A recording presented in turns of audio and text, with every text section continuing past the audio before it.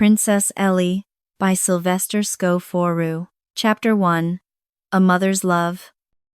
Grand Excelsior Hotel stood like a castle of glass and stone on the corner of 5th Avenue and 58th Street, where the summer sun made the windows sparkle like diamonds, and the doorman's brass buttons gleamed so bright they could make you squint.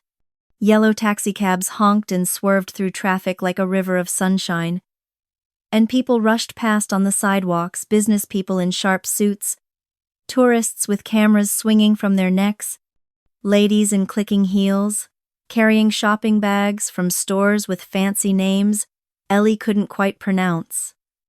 But Elly wasn't watching the people outside. Not yet, anyway.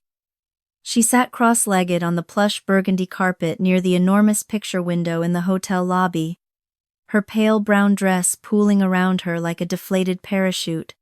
The dress had once belonged to someone else, maybe 2 or 3, someone else's, and it was a bit too big and a bit too worn, with a small tear near the hem that Mama kept meaning to fix. Elly's golden blonde hair stuck out in about 17 different directions. She'd counted once in the mirror, and if anyone had looked closely, they would have noticed a smudge of peanut butter on her left cheek from the sandwich she'd eaten for lunch. But nobody looked closely at Elly. That was just fine with her. The thing about clouds, Elly whispered to herself, tilting her head to watch one drift past the skyscraper across the street, is that they're really just sky sheep. Fluffy sky sheep going to their sky barn. She giggled at her own joke, then pressed her nose against the cool glass.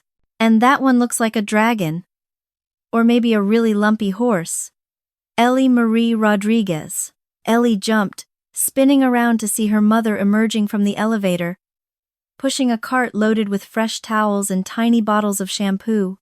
Maria Rodriguez wore the hotel's standard housekeeping uniform, a crisp gray dress with white trim and sensible shoes that squeaked slightly on the marble floor. Her dark hair was pulled back in a neat bun, and even though she'd been cleaning rooms since 6 o'clock that morning, she still managed to look put together in a way that Elly found absolutely magical. "Yes, Mama?" Elly scrambled to her feet. "Are you bothering the guests?" Maria's voice was stern, but her eyes were soft. "No, Mama, I'm just watching." Watching isn't bothering. Watching can be bothering if you're watching too close. Maria glanced around the lobby, checking to see if Mr. Sater, Pemberton, the hotel manager, was anywhere in sight.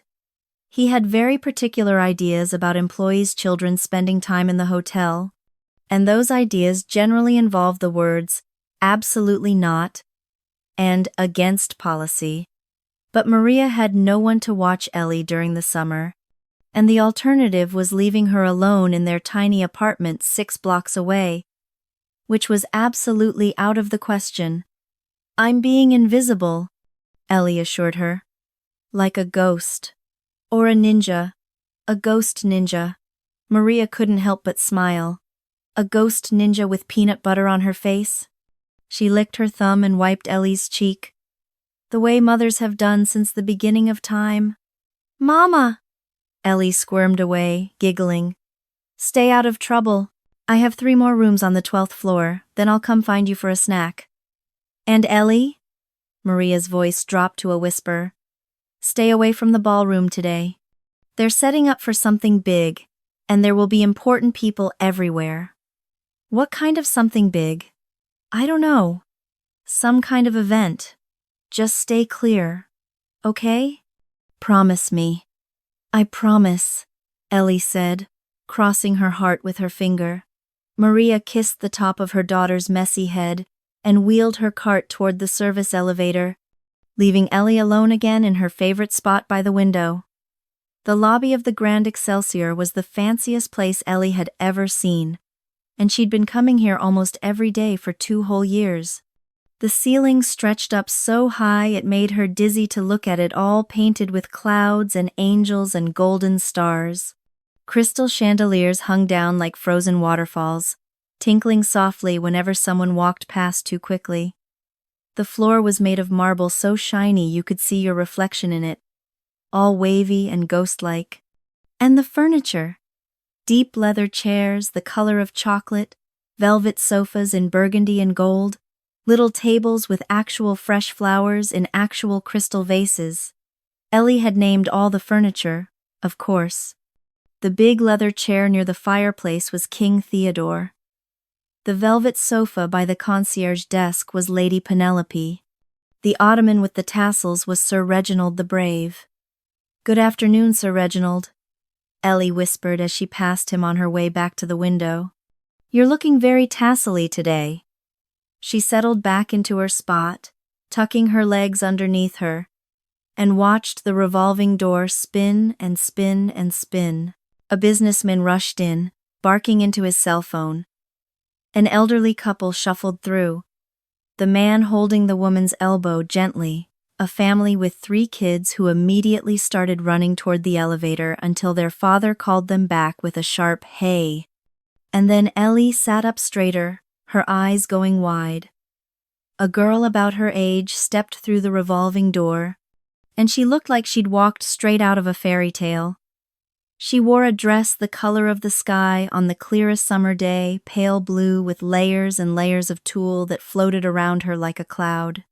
Her white blonde hair was curled into perfect ringlets and held back with a sparkly headband that caught the light from the chandeliers. White patent leather shoes, little white gloves, a small purse shaped like a flower. Behind her came a woman who had to be her mother, wearing a cream-colored suit and pearls, talking rapidly on her phone. "Yes, we just arrived." "Yes, she's ready. We've been preparing for months." Elly pressed both hands against the window, her breath fogging up the glass. "A princess," she whispered. "A real, actual princess." But then another girl came through the door. This one wore pink, the color of cotton candy and bubble gum, and the roses that grew in the window boxes on Park Avenue. Her dark hair was swept up in an elaborate bun with actual tiny flowers tucked into it.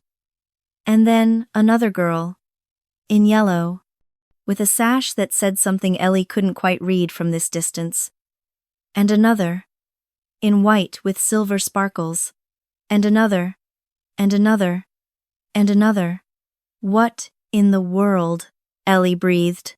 She scrambled to her feet and crept closer to the front desk, ducking behind a large potted palm tree. The palm tree's name was Fernando, and he was very good at keeping secrets. "Thank you, Fernando," Elly whispered, peering through his fronds. The girl in the blue dress, the first princess, was at the desk now with her mother. Up close, she was even more beautiful. Her skin looked like porcelain, smooth and perfect. Her dress had tiny crystals sewn into the bodice that sparkled like stars. Even her fingernails were painted a perfect pale pink. Elly looked down at her own fingernails, which were short and a little bit dirty from when she'd helped Mama sort the recycling that morning. Checking in, the woman in pearls was saying to the desk clerk, "Reservation under Vanderbilt. We're here for the pageant." "Of course, Mrs. Vanderbilt. We have you in suite 1407. And Miss..." The clerk smiled at the girl. "You must be very excited." The girl, Miss Vanderbilt, nodded, but she didn't smile. She looked nervous, Elly thought. Her hands were clasped tightly in front of her, and she kept glancing around the lobby as if she were looking for something. And then, oh no, her eyes landed on Elly. For just a moment, their gazes met. The princess in the perfect blue dress and the girl in the worn brown dress, hiding behind Fernando the palm tree. Elly saw the princess's eyes widen slightly, taking in Elly's messy hair, her too big dress, her bare feet. She'd kicked off her sandals an hour ago because they pinched. Elly felt her cheeks burn hot. She ducked back behind Fernando, pressing herself against the wall, her heart hammering in her chest. "Stupid, stupid, stupid," she muttered to herself. "Why did you stare? Princesses don't like being stared at. Everyone knows that." She waited a full minute, counting 1 Mississippi, 2 Mississippi, all the way to 60 before peeking out again. The princess and her mother were gone, probably already in the elevator heading up to suite 1407. But there were more princesses arriving. So many princesses. They kept coming through the revolving door in their beautiful dresses, carrying garment bags and makeup cases, followed by mothers and sometimes fathers and occasionally what looked like professional hairstylists. Elly crept closer to the desk. Staying low, moving from Fernando to a large marble column to a luggage cart that had been temporarily abandoned. She was getting good at this, the art of being invisible in plain sight. "Excuse me," one mother was saying to the desk clerk. "What time does registration close for the pageant?" "Registration is open until 5 o'clock today in the grand ballroom, ma'am. The preliminary competition begins tomorrow morning at 9. And the ballroom is? Down the main corridor, past the restaurant, last door on your left. You can't miss it, there's a banner. The pageant. The grand ballroom. Registration until 5 o'clock. Elly's mind was spinning like the revolving door, thoughts tumbling over each other in a rush of excitement and curiosity, and something that felt like longing. A pageant. Here. In her hotel. Well, not her hotel exactly, but the hotel where she spent every single day. The hotel she knew better than anyone, probably better than even Mr. Pemberton with his clipboard and his frowny face. She had to see it. She had to. Mama had said to stay away from the ballroom, but Mama didn't understand. This was important. This was possibly the most important thing that had ever happened in the entire history of the Grand Excelsior Hotel, and Elly couldn't just sit by the window and watch clouds when there were real, actual princesses walking around. She waited until the desk clerk was busy with another check-in, then darted across the lobby, her bare feet silent on the marble floor. Down the main corridor, she knew it well, had walked it 1,000 times. Past the restaurant where they served fancy brunches on Sundays, and the smell of bacon and maple syrup made her stomach growl. Past the gift shop with its postcards and INY t-shirts and snow globes with tiny statues of Liberty inside. And there, at the end of the corridor, double doors propped open with brass stands, and a banner stretched across the entrance. Miss Junior Empire State Pageant. Welcome contestants. Elly stopped short, her mouth falling open. The ballroom was enormous, bigger than her entire apartment building. Probably. The ceiling was painted with more clouds and angels, and 3 massive chandeliers hung down like frozen fireworks. Round tables covered in white tablecloths filled half the room, and at the far end was a stage with burgundy curtains and actual footlights, like in a real theater. But it was the people that made Elly's heart skip. Dozens of girls, maybe 50, maybe more, all around her age, all in beautiful dresses. Some were already in their pageant gowns, practicing their walks across the stage. Others wore regular clothes but carried garment bags carefully, like they held the most precious things in the world. Mothers clustered in groups, talking in urgent whispers. A woman with a clipboard stood at a long table near the entrance, checking names off a list. "Next," the woman called. "Come on, ladies, we don't have all day. If you're registering, I need your name, age, and registration number." Elly pressed herself against the wall just outside the ballroom, her heart pounding so hard she could hear it in her ears. She couldn't go in there. She wasn't a contestant. She wasn't wearing a beautiful dress.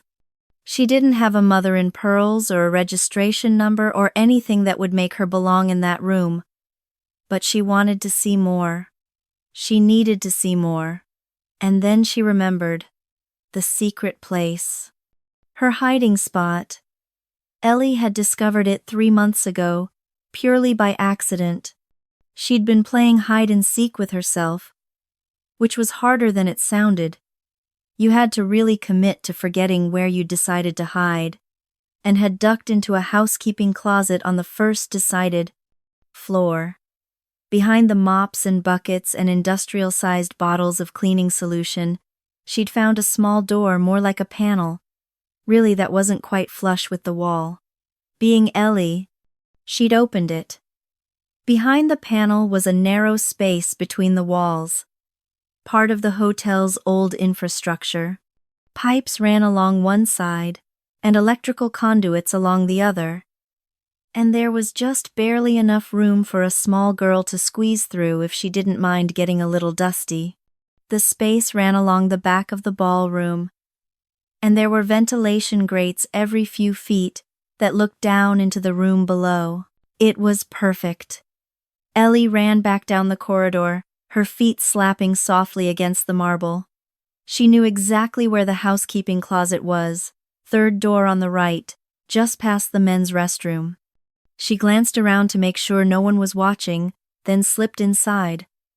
The closet smelled like lemon cleaner and bleach. Sharp and chemical, but not entirely unpleasant. Elly had always thought it smelled like cleanliness itself. If cleanliness had a smell, she squeezed past the mop bucket, whose name was Reginald Jr., son of Sir Reginald the Brave, and found the panel. It took a bit of wiggling, the panel was stuck, and she had to push with both hands, but finally it popped open with a soft scraping sound. Elly whispered to the panel, "I know you don't like being disturbed." She got down on her hands and knees and crawled into the darkness. It was tight, very tight. The space had seemed bigger last time, but maybe she'd grown. Or maybe she'd forgotten how narrow it really was. The pipes were warm against her left shoulder, and something dripped somewhere in the distance, a steady plink, plink, plink that echoed in the enclosed space. It's an adventure, Elly told herself, army crawling forward. You're a spy. A secret agent.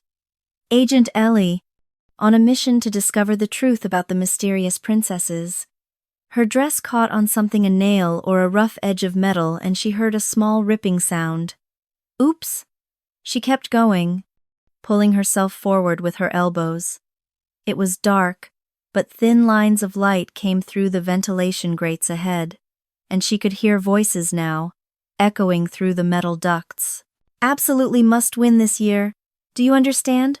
We've invested too much. Her talent routine needs work. The baton keeps dropping. Smile bigger, sweetheart. Judges love a big smile. Elly reached the first grate and peered through. Oh. It was even more magical from up here. She could see the entire ballroom spread out below her like a dollhouse come to life. The stage with its burgundy curtains, the tables with their white tablecloths, and the girls, so many girls moving around like butterflies in a garden, their dresses swishing and sparkling under the chandelier light. At the registration table, the woman with the clipboard was still checking in contestants. Name? Madison Elizabeth Hartwell. Age? 8 3/4. Registration number? 47. Check, check, check. You're all set, Madison. Your preliminary interview is tomorrow at 10:15 a.m. Don't be late. Elly watched as Madison Elizabeth Hartwell, number 47, walked away from the table, her pink dress floating around her like a cloud. She looked confident, Elly thought, like she belonged there, like she was born to wear beautiful dresses and walk across stages. What would that feel like? Elly wondered. To be so sure of yourself? To be so pretty? She shifted slightly, trying to get a better view, and her elbow bumped against a pipe. A warm pipe. A very warm pipe. Ow! She jerked back, forgetting where she was, and her head connected with something hard and metal above her. Stars exploded behind her eyes, not the pretty kind painted on the lobby ceiling, but the painful kind that came with bumping your head really, really hard. Ow! Ow! Ow! she whimpered, pressing her hand to her head. She needed to get out. Now. Before she started crying, because she could feel tears prickling at the corners of her eyes. And she absolutely could not cry here, trapped between the walls like a mouse in a maze. Elly turned around or tried to, but the space was so narrow, and turning around required a complicated series of movements that involved twisting her shoulders and tucking her knees and somehow rotating her entire body in a space that was definitely not designed for body rotating. Come on, she muttered, wiggling backward. Her dress bunched up around her waist. Her hair caught on something. One of her feet hit a pipe with a dull clang that echoed through the walls. She froze, listening. Had anyone heard that? Were people in the ballroom looking up at the ceiling right now, wondering what that strange noise was? But the voices below continued without pause, and Elly let out a breath she didn't know she'd been holding. She kept wiggling backward, inch by inch, until finally she saw the dim light from the housekeeping closet ahead. The panel. Freedom. Elly practically fell out of the wall space, landing in a heap on the closet floor. She lay there for a moment, breathing hard, her head throbbing where she'd bumped it. Her dress was filthy now, covered in dust and cobwebs. Her hair had somehow gotten even messier, if that was possible, and she was pretty sure she'd scraped her knee on something sharp. But she was smiling, because she'd seen it. The pageant, the princesses, the stage with its footlights and burgundy curtains, the registration table where girls gave their names and ages and numbers, where they became official contestants in something important and beautiful and magical. Elly sat up slowly, brushing dust off her dress, which only seemed to spread the dust around rather than remove it. She touched the sore spot on her head gently. There would probably be a bump there tomorrow. Through the closet door, she could hear the hotel sounds, the distant ding of elevator bells, the murmur of voices in the corridor, the click, click, click of high heels on marble, and somewhere in that beautiful building, in that grand ballroom with its chandeliers and stage, girls were preparing to compete in a pageant. Girls who wore sparkly dresses and had perfect hair and knew how to walk in high heels without wobbling. Girls who were nothing like Elly. But Elly stood up, squaring her shoulders, lifting her chin the way she'd seen the princess in the blue dress do. But maybe they could be. Maybe, somehow, if she was clever enough and brave enough and wanted it badly enough, she could figure out a way to be in that pageant too. To wear a beautiful dress and walk across that stage and be, just for one moment, a princess instead of the housekeeping lady's daughter who hid behind palm trees and crawled through walls. I'm going to do it, Elly whispered to the mops and buckets and bottles of lemon cleaner. I don't know how yet, but I'm going to figure it out. She pushed open the closet door and peeked out into the corridor. Empty. Good. Elly slipped out, closing the door softly behind her, and started walking back toward the lobby. Her mind was already spinning with possibilities, with plans, with dreams that felt too big for her small body to contain. Registration was open until 5 o'clock.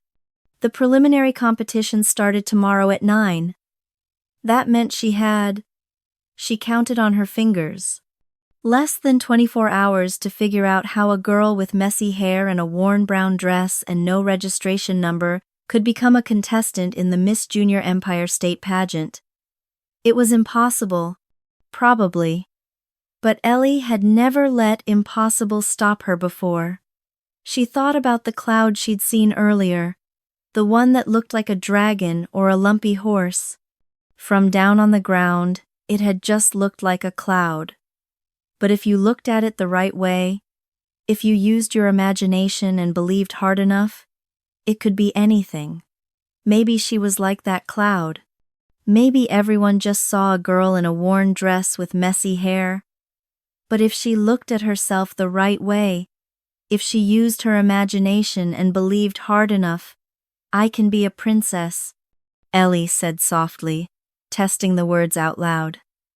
I can be Princess Elly. And somewhere in the Grand Excelsior Hotel, in a ballroom full of sparkles and dreams, a pageant was waiting. Elly just had to figure out how to get herself into it. She touched the bump on her head one more time, wincing slightly, then smiled. Tomorrow was going to be interesting. Very interesting indeed. Chapter 2. Finding her way. Elly's feet barely touched the carpet as she ran. She flew down the third-floor hallway, her worn brown dress flapping behind her like wings, her messy blonde hair streaming out in all directions. Her heart was beating so fast it felt like a hummingbird had taken up residence in her chest. "Mama," she called out, even though she knew her mother couldn't hear her yet. "Mama, Mama, Mama." The third floor was empty. No cleaning cart. No Maria. Elly skidded around the corner to the service elevator, punched the button with both hands, and bounced on her toes while she waited. The elevator in the Grand Excelsior was the old-fashioned kind with brass doors and a little arrow that moved from number to number. Elly watched it climb from the lobby to the second floor, then stop. "Come on, come on, come on," she whispered, still bouncing. The arrow moved to 3. The doors opened with a dignified ding, and Elly burst inside, immediately pressing the button for the 4th floor. An elderly couple in the corner looked startled. "Sorry," Elly said breathlessly. "I have to find my mama. It's very, very important." The woman smiled. "Well, that sounds urgent indeed." "It is. It's the most urgent thing that's ever happened in my whole entire life." Elly pressed the button 3 more times for good measure. The elevator rose with agonizing slowness. Elly could hear the machinery working, the cables pulling, the whole contraption creaking like it was thinking very hard about whether to continue upward or just give up entirely. Finally, the doors opened on the 4th floor. "Good luck finding your mama," the elderly woman called as Elly shot out of the elevator like she'd been launched from a cannon. The 4th floor hallway stretched out before her, long and elegant, with its patterned carpet and brass wall, sconces and doors numbered in gold. Through the window at the far end, Elly could see the Manhattan skyline, all those buildings reaching up toward the clouds like they were trying to touch the sky sheep. But Elly wasn't interested in the view right now. "Mama?" she called, running down the hallway. "Mama, are you up here?" Nothing. Just the hum of the air conditioning and the distant sound of traffic from 5th Avenue below. Elly's excitement dimmed just a little. The hotel had 12 floors. Mama could be on any of them. She could be in the laundry room in the basement, or taking her break in the staff room, or... No. Elly shook her head firmly. She would find her. She had to find her. She ran to the service stairs and climbed to the 5th floor, her legs pumping, her breath coming in excited gasps. The stairwell smelled like cleaning supplies and old paint, familiar smells that meant Mama was nearby, somewhere. 5th floor, empty. 6th floor, a cleaning cart, but it belonged to Rosa, who waved at Elly as she emerged from room 604 with an armful of used towels. "Your mama's on 8, mija," Rosa called. "I just talked to her on the radio." "Thank you, thank you, thank you." Elly was already running back to the stairs. By the time she reached the 8th floor, her legs were burning and she was breathing hard. But she didn't slow down. She couldn't slow down. The words were bubbling up inside her like soda that had been shaken too much. And if she didn't tell Mama right now, right this second, she might actually explode. And there, at the far end of the 8th floor hallway, was Mama's cleaning cart. Elly would recognize it anywhere.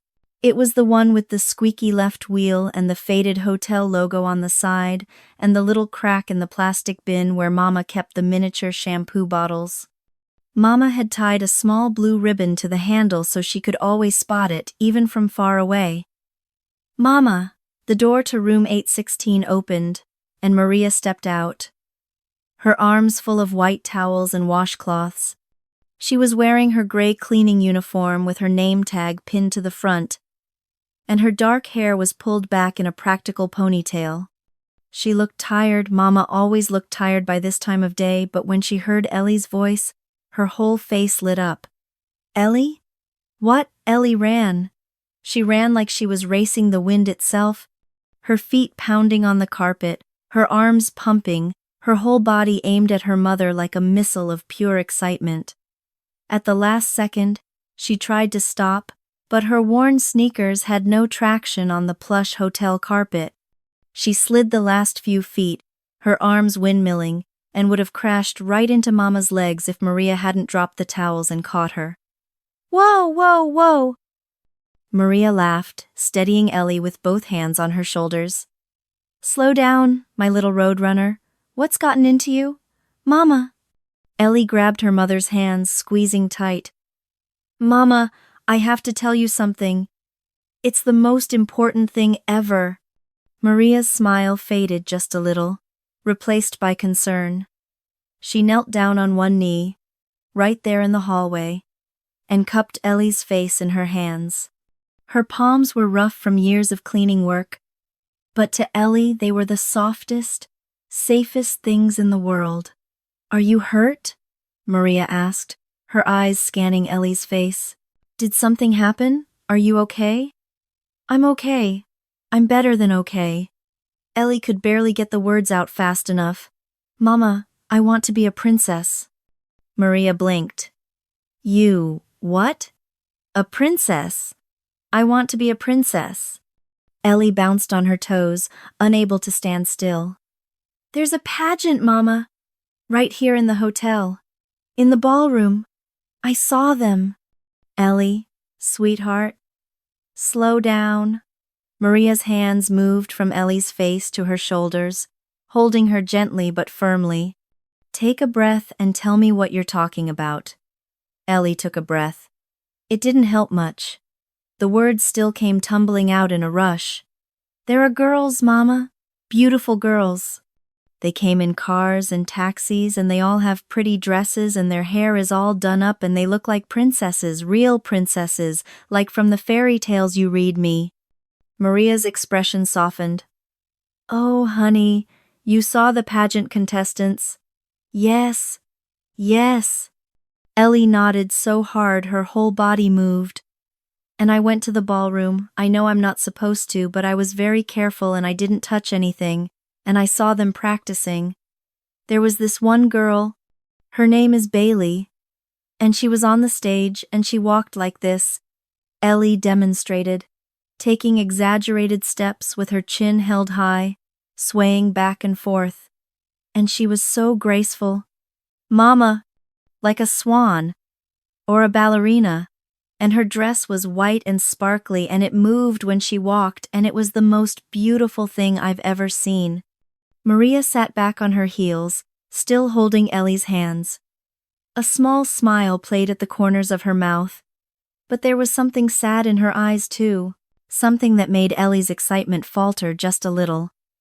"And there were other girls too," Elly continued, quieter now but still urgent. "Lots of them. And they all had these numbers pinned to their dresses, and they were practicing walking, and some of them were singing, and one girl was doing a dance with a baton. She kept dropping it, but she was still really good.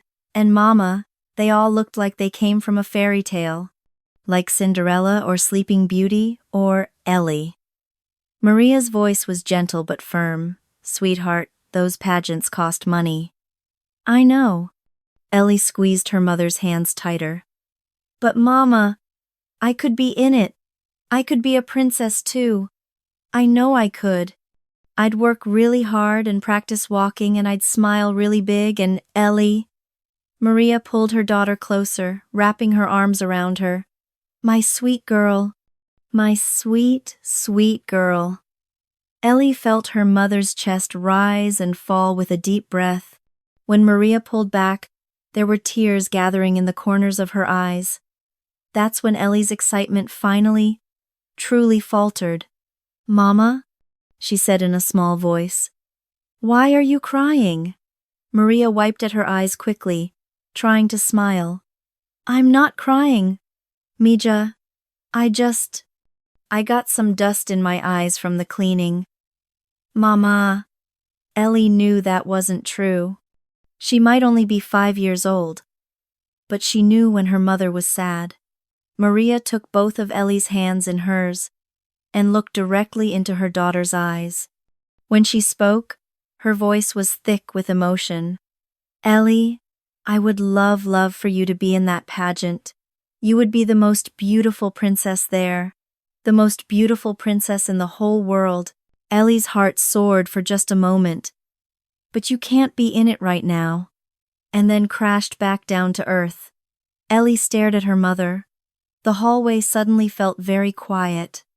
Even the traffic sounds from outside seemed to fade away. Why not? Elly whispered. Maria's thumb traced gentle circles on the back of Elly's hand. Because pageants cost money, sweetheart. You have to pay to enter. And right now, we don't have extra money for things like that. Elly's mind was racing. She thought about all the beautiful girls in the ballroom, all their pretty dresses and perfect hair, the way they walked and smiled and looked so confident, so sure of themselves. And then she thought about herself, her messy blonde hair that never stayed brushed, her worn brown dress with the small tear near the hem, her sneakers with the scuffed toes. A terrible thought crept into her mind, cold and heavy. Mama? Her voice came out very small. Am I not pretty? What? Maria's eyes went wide. Elly. No. Is that why I can't be in the pageant? The words were tumbling out now, and Elly couldn't stop them. Because I'm not pretty like those other girls? Because my hair is messy and my dress is old and I don't look like a princess? No. Maria pulled Elly close. So close that Elly could feel her mother's heart beating. No, my sweet girl. That's not it at all. That's not what I meant. But Elly had seen the other girls. She'd seen how they looked. And she'd seen herself in the reflection of the ballroom windows, messy and small and nothing like a princess at all.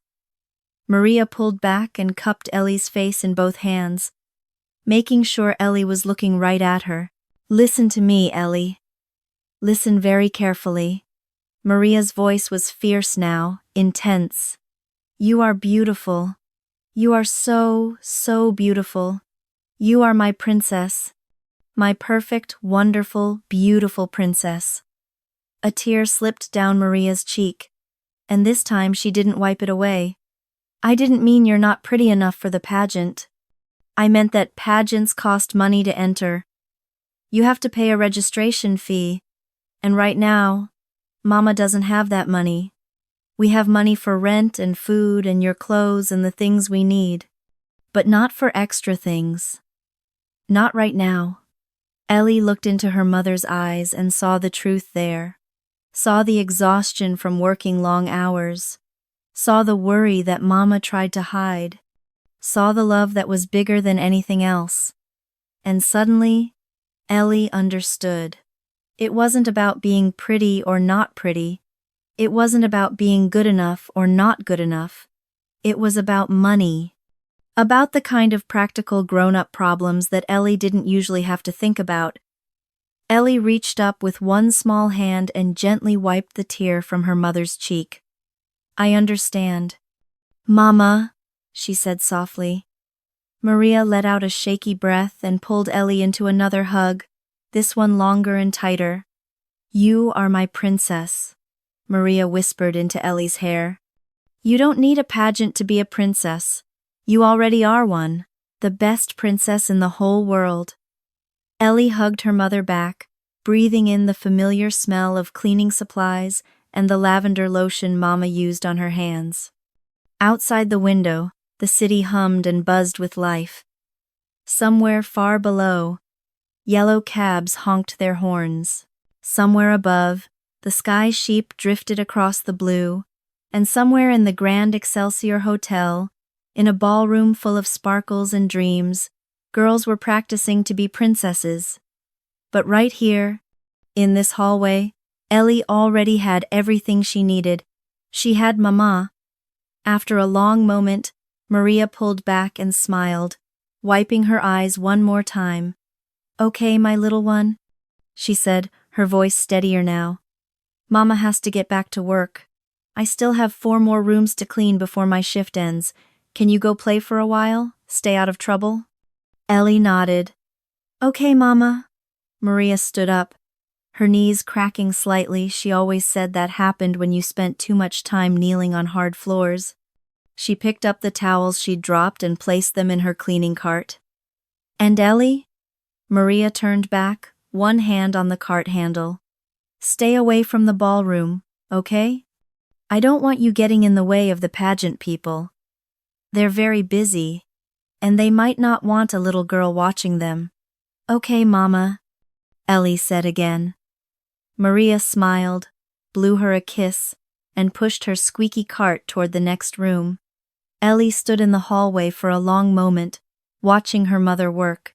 She thought about the pageant, about the beautiful girls with their perfect hair and sparkly dresses, about Bailey walking across the stage with such grace and confidence, about the registration table in the ballroom, and the clipboard, and the woman who'd been checking people in, about the words the desk clerk had said, "Registration is open until 5 o'clock today." Elly looked at the clock on the wall. It was 2:47 p.m. She had a little over 2 hours. Her mind started working, turning over possibilities like stones in a stream. Mama had said they didn't have extra money, but what if Elly could get the money herself? What if there was a way? She thought about the old man in the lobby who'd dropped his wallet. How grateful he'd been when Elly returned it. How he'd given her that crisp $10 bill as a thank you. 10 whole dollars, just for being helpful.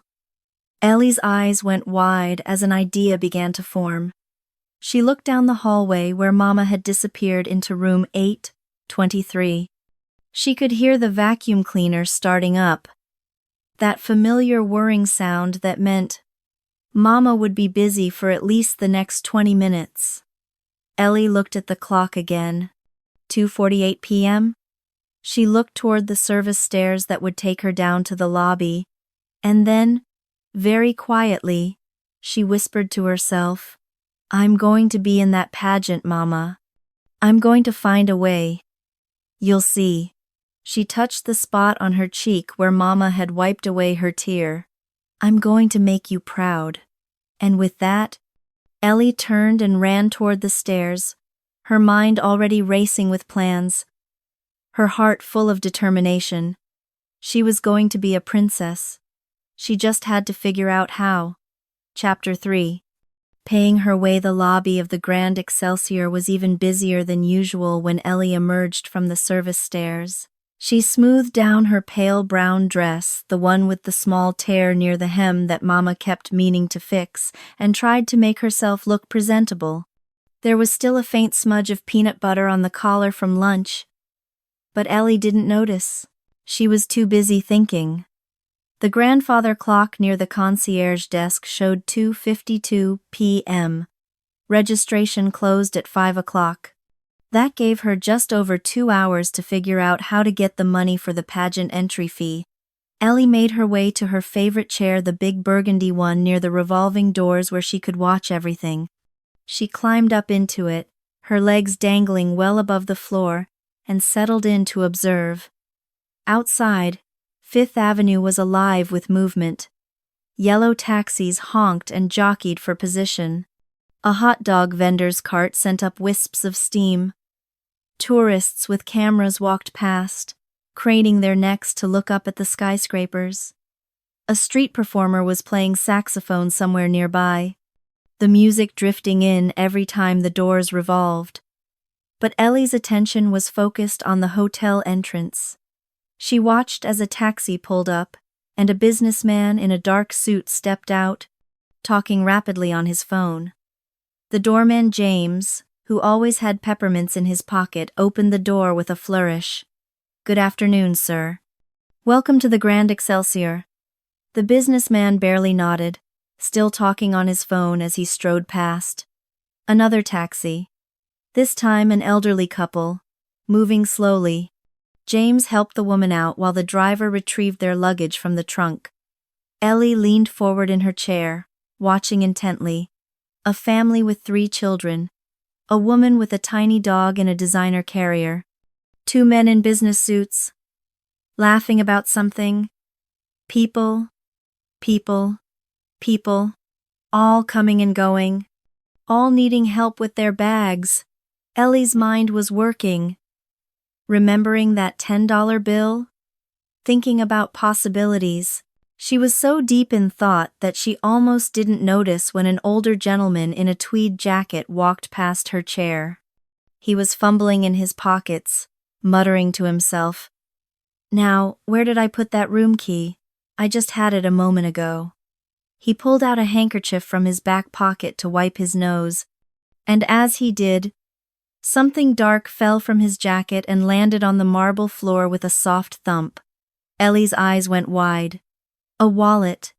The man kept walking toward the elevators, completely unaware, still patting his pockets and muttering. Elly didn't hesitate. She scrambled down from the chair and ran over to the wallet. It was made of soft brown leather, worn smooth with age. She scooped it up and ran after the man, her sneakers squeaking on the polished floor. Mister! Wait!" The man turned, looking around for the source of the voice. His eyes finally landed on Elly, and he smiled a kind, grandfatherly smile that crinkled the corners of his eyes. "Well, hello there, young lady. What can I do for you?" Elly held up the wallet with both hands, like it was something precious. "You dropped this, sir. It fell out when you got your handkerchief." The man's eyes went wide. His hand immediately went to his jacket pocket, then his pants pockets, patting frantically. "Good heavens. I didn't even realize." He took the wallet from Elly's outstretched hands, opening it quickly to check the contents. His face flooded with relief. "Everything's here.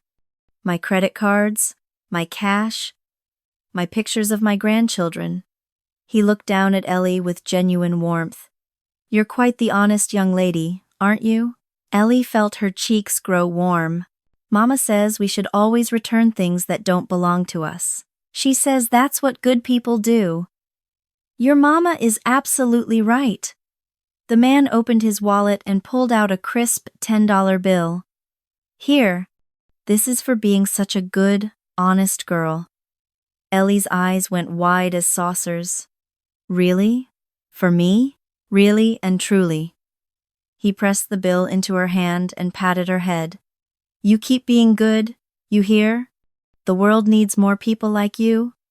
Before Elly could even say thank you properly, the man had turned and headed toward the elevators, whistling a cheerful tune. Elly stood in the middle of the lobby, staring at the $10 bill in her hand. It was more money than she'd ever held before. The paper felt crisp and important between her fingers. $10, just for doing the right thing. And then, like a light bulb turning on in her head, Elly had an idea. She looked toward the entrance where James was helping another guest with their luggage. She looked at the $10 bill. She looked at the clock 3:04 p.m. "Wow," she whispered to herself. How easy was that? If people gave money for being helpful, then maybe, just maybe. Elly's heart started beating faster. She folded the $10 bill carefully and tucked it deep into her dress pocket. then marched toward the entrance with determination in every step. She was going to help people with their luggage. She was going to be so helpful that they'd want to give her money. And she was going to earn enough to enter that pageant. She positioned herself near the entrance, just to the side of where James stood. The doorman noticed her and raised an eyebrow. "Miss Elly, what are you doing down here? Your mama know where you are?" "I'm helping, James. I'm going to help people with their bags." James looked like he wanted to say something, but just then a taxi pulled up and he had to spring into action. "Welcome to the Grand Excelsior." A woman in a business suit stepped out, followed by the taxi driver who was already pulling luggage from the trunk. There were 3 bags, 2 medium-sized black rolling suitcases, and 1 enormous hard-shell case that looked like it weighed as much as Elly herself. This was her chance. Elly darted forward just as the driver set the saking in salve. Enormous suitcase on the sidewalk. She grabbed the handle with both hands and pulled. Nothing happened. She adjusted her grip and pulled harder, leaning back with all her weight. The suitcase didn't budge. "Come on," Elly muttered through gritted teeth. She bent her knees, wrapped both arms around the handle, and pulled with every ounce of strength in her small body. The suitcase lifted barely about 2 inches off the ground. Elly's face turned bright red. Her arms shook. Her eyes started to cross from the effort. She took 1 wobbling step forward, then another, her whole body trembling. She grunted, sounding like she was trying to lift a car. She managed 3 more steps before her arms gave out. The suitcase dropped back to the sidewalk with a heavy thud, and Elly stumbled backward, gasping for air. She bent over, hands on her knees, breathing hard. Her arms felt like jelly. Her face was still red, and she could feel sweat on her forehead. Tears of frustration started to well up in her eyes. This wasn't working. How was she supposed to help people if she couldn't even lift their bags? "Sweetheart, are you all right?" Elly looked up to find the businesswoman standing over her, concern written all over her face. She had kind brown eyes and was looking at Elly like she was something precious and fragile. Elly's voice came out small and shaky. "I was trying to help with your bag." The woman's expression softened even more. She knelt down right there on the sidewalk in her expensive suit and took Elly's hand gently. "That's very sweet of you, honey. But that bag is much too heavy. Even I can barely lift it." Her voice was warm and gentle, like honey and tea. Like an angel's voice, Elly thought. "What's your name?" "Elly." "Well, Elly, why were you trying to carry my suitcase? Are you working here?" Elly shook her head, and suddenly the whole story came tumbling out. About the pageant. About the beautiful girls in their beautiful dresses. About how Mama worked so hard but didn't have extra money. About how Elly wanted to earn the entry fee herself by being helpful. The woman listened to every word, her eyes growing softer and softer. When Elly finished, she looked down at Elly's pale brown dress with its tear and its peanut butter stain, at her messy golden hair, at her scuffed sneakers. "Oh, sweetheart," the woman said softly. She stood up and looked at her enormous suitcase, then back at Elly. "You know what? I think I can help you." She walked over to the suitcase and grabbed the handle at the top. With a quick motion, she pulled up on it, and like magic, the handle extended upward with a series of clicks. At the same time, 2 wheels appeared at the bottom of the bag. Elly's mouth fell open. "It has wheels?" "It does indeed." The woman smiled. "See? Now you don't have to lift it. You can just pull it along behind you." She gestured for Elly to take the handle. Elly grabbed it with both hands and pulled gently. The enormous suitcase rolled smoothly across the sidewalk, as easy as pulling a toy wagon. "It works!" Elly's face lit up with the biggest smile. It really works. Most suitcases have wheels nowadays, the woman explained, gathering her other 2 bags. Here, you can pull this one for me. I'll get the other 2. Elly pulled the big suitcase through the revolving doors and into the lobby. Her chest puffed out with pride. She might have been small, but she was helping. She was really helping. When they reached the front desk, the woman set down her other bags and opened her purse. She pulled out a $5 bill and pressed it into Elly's hand. Thank you so much for your help, Elly. And I really, truly hope that you make enough money to be in that pageant. You deserve it. Elly stared at the $5 bill, then at the 10 still tucked in her pocket. $15 total. She was actually doing it. Thank you, ma'am. Thank you so much. The woman winked at her and headed to the desk to check in. Elly ran back to the entrance, her heart soaring.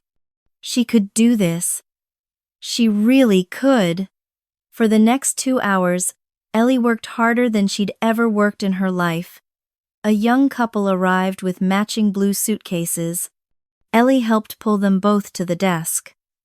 The man gave her $2, and the woman added another $1, smiling at Elly's enthusiasm. An older woman with a thick southern accent and a hat covered in fake flowers had 3 bags. Well, aren't you just the sweetest little thing? She exclaimed, pressing $3 into Elly's hand. You remind me of my granddaughter back in Atlanta.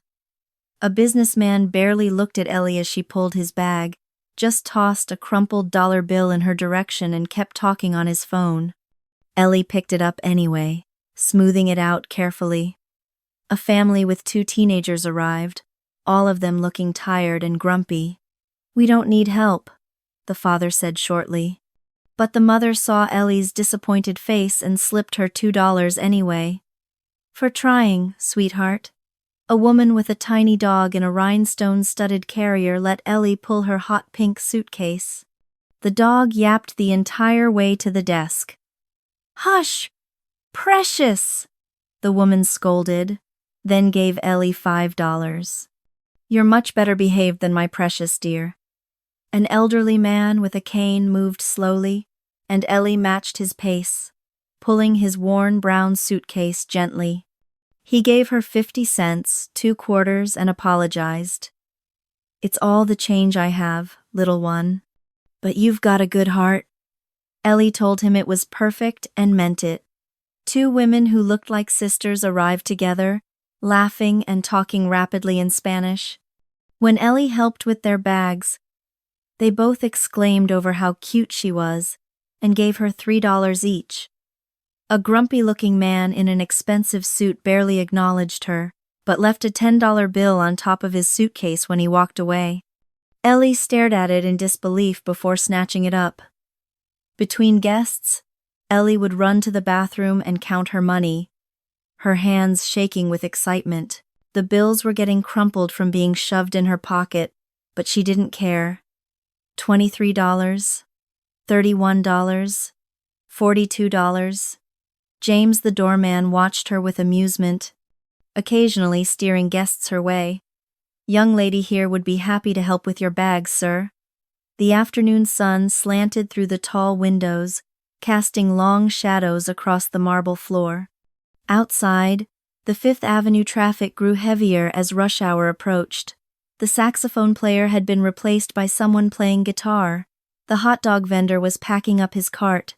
Elly was starting to feel tired. Her arms ached from pulling suitcases. Her legs hurt from running back and forth.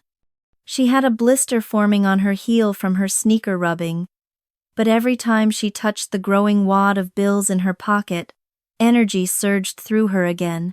She was doing it. She was really doing it. At 4:30, a taxi pulled up, and a woman stepped out with a little girl about Elly's age. The girl was wearing a pink dress with white ribbons, and her hair was done up in perfect curls. Elly's heart skipped. Another pageant contestant. She helped pull their matching white suitcases to the desk. trying not to stare at the other girl's perfect outfit. "Are you in the pageant?" the girl asked, looking at Elly curiously. "I'm going to be," Elly said proudly. "I'm earning the money right now." The girl's mother overheard and smiled. "What a determined young lady you are." She gave Elly $5 and added, "Good luck, sweetheart. Maybe we'll see you on stage." As they walked away, Elly heard the girl ask her mother, "Mommy, why is that girl's dress so old?" "Hush, Caroline. Not everyone has what we have. That little girl is working very hard for something she wants. That's admirable." Elly looked down at her pale brown dress with its stains and tear. For just a moment, she felt small again. But then she touched the money in her pocket and stood up straighter. She was working hard. She was earning this, and that was something to be proud of. At 4:45, Elly pulled one last suitcase for a kind-faced man who gave her $3 and told her she was quite the little entrepreneur. She didn't know what that word meant, but it sounded good. Elly ran to the big clock. 4:47 p.m. 13 minutes until Mama got off work. 13 minutes until registration closed. She ran to the bathroom, her heart pounding. Inside, she locked herself in a stall and pulled out all the money from her pocket. Her hands were shaking as she counted. 5, 10, 15, 20. The bills were wrinkled and some were torn at the corners. Some were crisp and new. There were 10s and 5s and 1s and even some loose change she'd collected. 30, 35, 40. Elly's eyes were wide, her breath coming fast. 50, 55, 60, $63. 63 whole dollars. Elly had never seen so much money in her entire life. She stared at it, spread out on her lap, hardly believing it was real. She'd done it. She'd actually done it. Tears sprang to her eyes, but this time they were happy tears. She carefully folded the money and tucked it back in her pocket, then stood up and looked at herself in the mirror. Her hair was even messier than usual. Her face was flushed and sweaty. There was a new smudge of dirt on her cheek from where she'd wiped her face with her hand. Her dress looked even more wrinkled than before. But her eyes were shining. Elly quickly washed her face and tried to smooth down her hair with wet hands. She straightened her dress as best she could and wiped the peanut butter stain with a damp paper towel. It didn't really help, but at least she'd tried. She took a deep breath and looked at her reflection one more time. "Okay, Elly," she whispered to herself. "Time to go be a princess." She pushed open the bathroom door and headed toward the grand ballroom, her hand pressed against her pocket where $63 in crumpled bills waited to make her dreams come true. The hallway seemed longer than usual. Her footsteps echoed on the marble floor. She could hear music coming from the ballroom someone was practicing, probably. Elly's heart was beating so fast, she thought it might burst right out of her chest. What if they said no? What if $63 wasn't enough? What if they took one look at her messy hair and stained dress and laughed? But then she remembered Mama's words. "You are my princess. The most beautiful princess in the whole world." And she remembered the kind woman with the angel voice saying, "I hope you make enough money to be in that pageant. You deserve it." And she remembered every single person who had given her money today, who had smiled at her, who had told her she was doing a good job. Elly straightened her shoulders and lifted her chin. She might not look like those other girls yet. She might not have a fancy dress or perfect hair or shiny shoes, but she had something else. She had determination. She had $63 that she'd earned all by herself. And she had a dream. The ballroom doors were just ahead, tall and imposing with their polished brass handles. Elly reached out, grabbed the handle with both hands, and pulled. The door swung open, and she stepped inside. Chapter 4. A Pocket Full of Money. The Grand Excelsier's ballroom took Elly's breath away. She'd seen it through the vent, of course, but that was like watching a movie through a keyhole. Being inside was something else entirely. The ceiling soared 3 stories high, painted with clouds and cherubs that seemed to float in an endless sky. 6 massive chandeliers hung like golden crowns, each one dripping with thousands of crystals that caught the light and threw rainbows across the polished marble floor. The walls were covered in cream-colored silk with gold trim, and tall windows lined one side, their heavy velvet curtains pulled back to let in the golden evening light. Round tables covered in white linen were scattered throughout the room, each one surrounded by chairs with cushioned seats. At the far end, a stage rose up with burgundy curtains and actual footlights, just like in a real theater. But what really made Elly stop and stare were the chandeliers. The crystals sparkled like a million stars had fallen from the sky and been captured in glass, twinkling and dancing with every tiny movement of air. "It's like being inside a jewelry box," Elly whispered to herself. "Excuse me, sweetie, you're blocking the door." Elly jumped and spun around.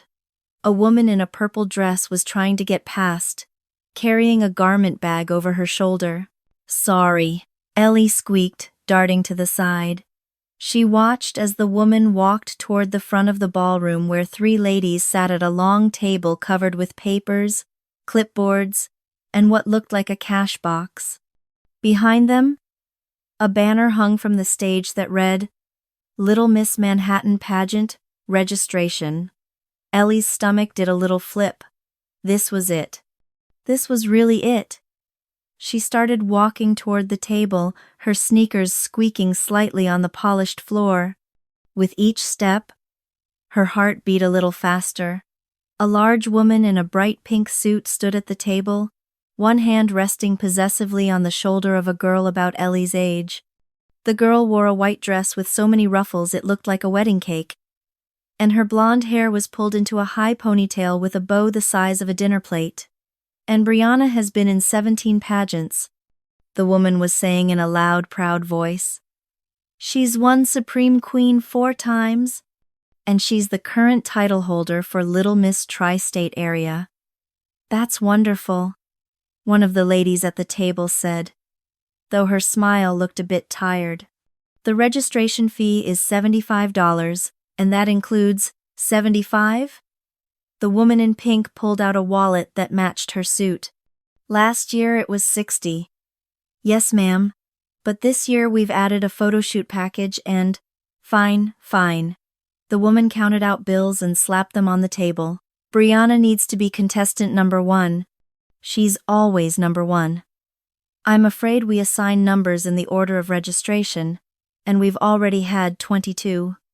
Do you know who we are?" The woman's voice got louder. "Brianna is a professional. She's been featured in Pageant Life magazine. Being number 1 is part of her brand." The little girl, Brianna, looked uncomfortable, her eyes fixed on the floor. One of the other ladies at the table, an older woman with silver hair and kind eyes, spoke up gently. "I'm sure Brianna is wonderful, but all our contestants are special. She'll be number 23, and I promise you, the judges don't care about numbers. They care about talent, poise, and personality." She snatched the paperwork, grabbed Brianna's hand, and marched away, her heels clicking angrily on the marble floor. Elly waited until they were gone, then took a deep breath and walked up to the table. The problem was, the table was very tall, and Elly was very small. She stood on her tiptoes, and her eyes just barely peeked over the edge. She could see the 3 ladies looking down at papers, not noticing her yet. Elly cleared her throat. "Ahem." "Nothing." She tried again, louder. "Ahem." The lady with silver hair looked up, then looked around, confused. Down here, Elly said. All three ladies leaned forward and looked down. Their faces appeared over the edge of the table like three moons rising. Oh! The silver-haired lady smiled. Hello there, sweetheart. Are you looking for your mother? Elly straightened up as tall as she could, which still wasn't very tall. She put on her most grown-up voice, the one she used when she was pretending to be a teacher, or a doctor, or the president. I want to sign up, she announced proudly. And I have the money. The three ladies exchanged glances. The one in the middle, who had red hair and glasses on a chain around her neck, leaned forward. That's wonderful, honey. Where is your mother? Elly blinked. What kind of question was that? She tilted her head to the side, the way she did when Mr. Whiskers, the lobby chair, said something that didn't make sense. My mother? Elly repeated slowly. Yes, dear. We need a parent or guardian to fill out the registration forms. Elly's confusion deepened. She'd come here to sign up for the pageant. What did Mama have to do with it? Mama was working. Mama was always working. Slowly, Elly put both hands on her hips. She shifted her weight to one foot. She gave the ladies the same look Mama gave the landlord when he said the heat was fine, even though their apartment was freezing. She's upstairs, Elly said, her voice full of 7-year-old sass. Cleaning this place. The lady on the left, younger, with dark hair and a bun, pressed her lips together like she was trying not to smile. The silver-haired lady's expression softened. Oh, sweetheart, does your mother work here at the hotel? Yes, Elly said, still not understanding why this mattered. She cleans all the rooms. She works really, really hard. She's the best cleaner in the whole hotel. Mr. Peterson says so.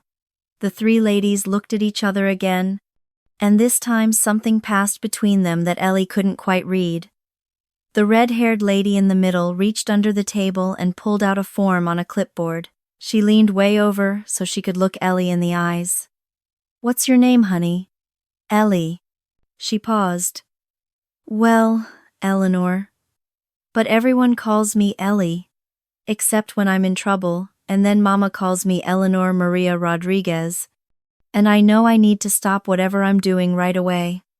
The dark-haired lady definitely smiled at that.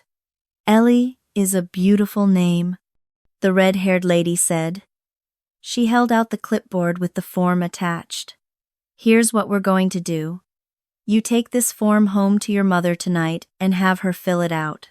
Bring it back tomorrow morning with the registration fee, and we'll get you all signed up. How does that sound? Elly reached up and took the clipboard with both hands. It was heavy, and she had to adjust her grip to hold it steady. Tomorrow morning? Elly asked. Not right now? We need your mother's signature, sweetie, and her contact information, in case of emergencies. It's the rules. Elly nodded slowly. Rules were rules. Mama was always very clear about that. Okay, Elly said. I'll bring it back tomorrow with Mama's signature and the money. Perfect. The silver-haired lady smiled warmly. We'll see you in the morning, Elly. Elly started to turn away, then remembered her manners and turned back. Thank you, ladies. You're very nice. You're very welcome, sweetheart.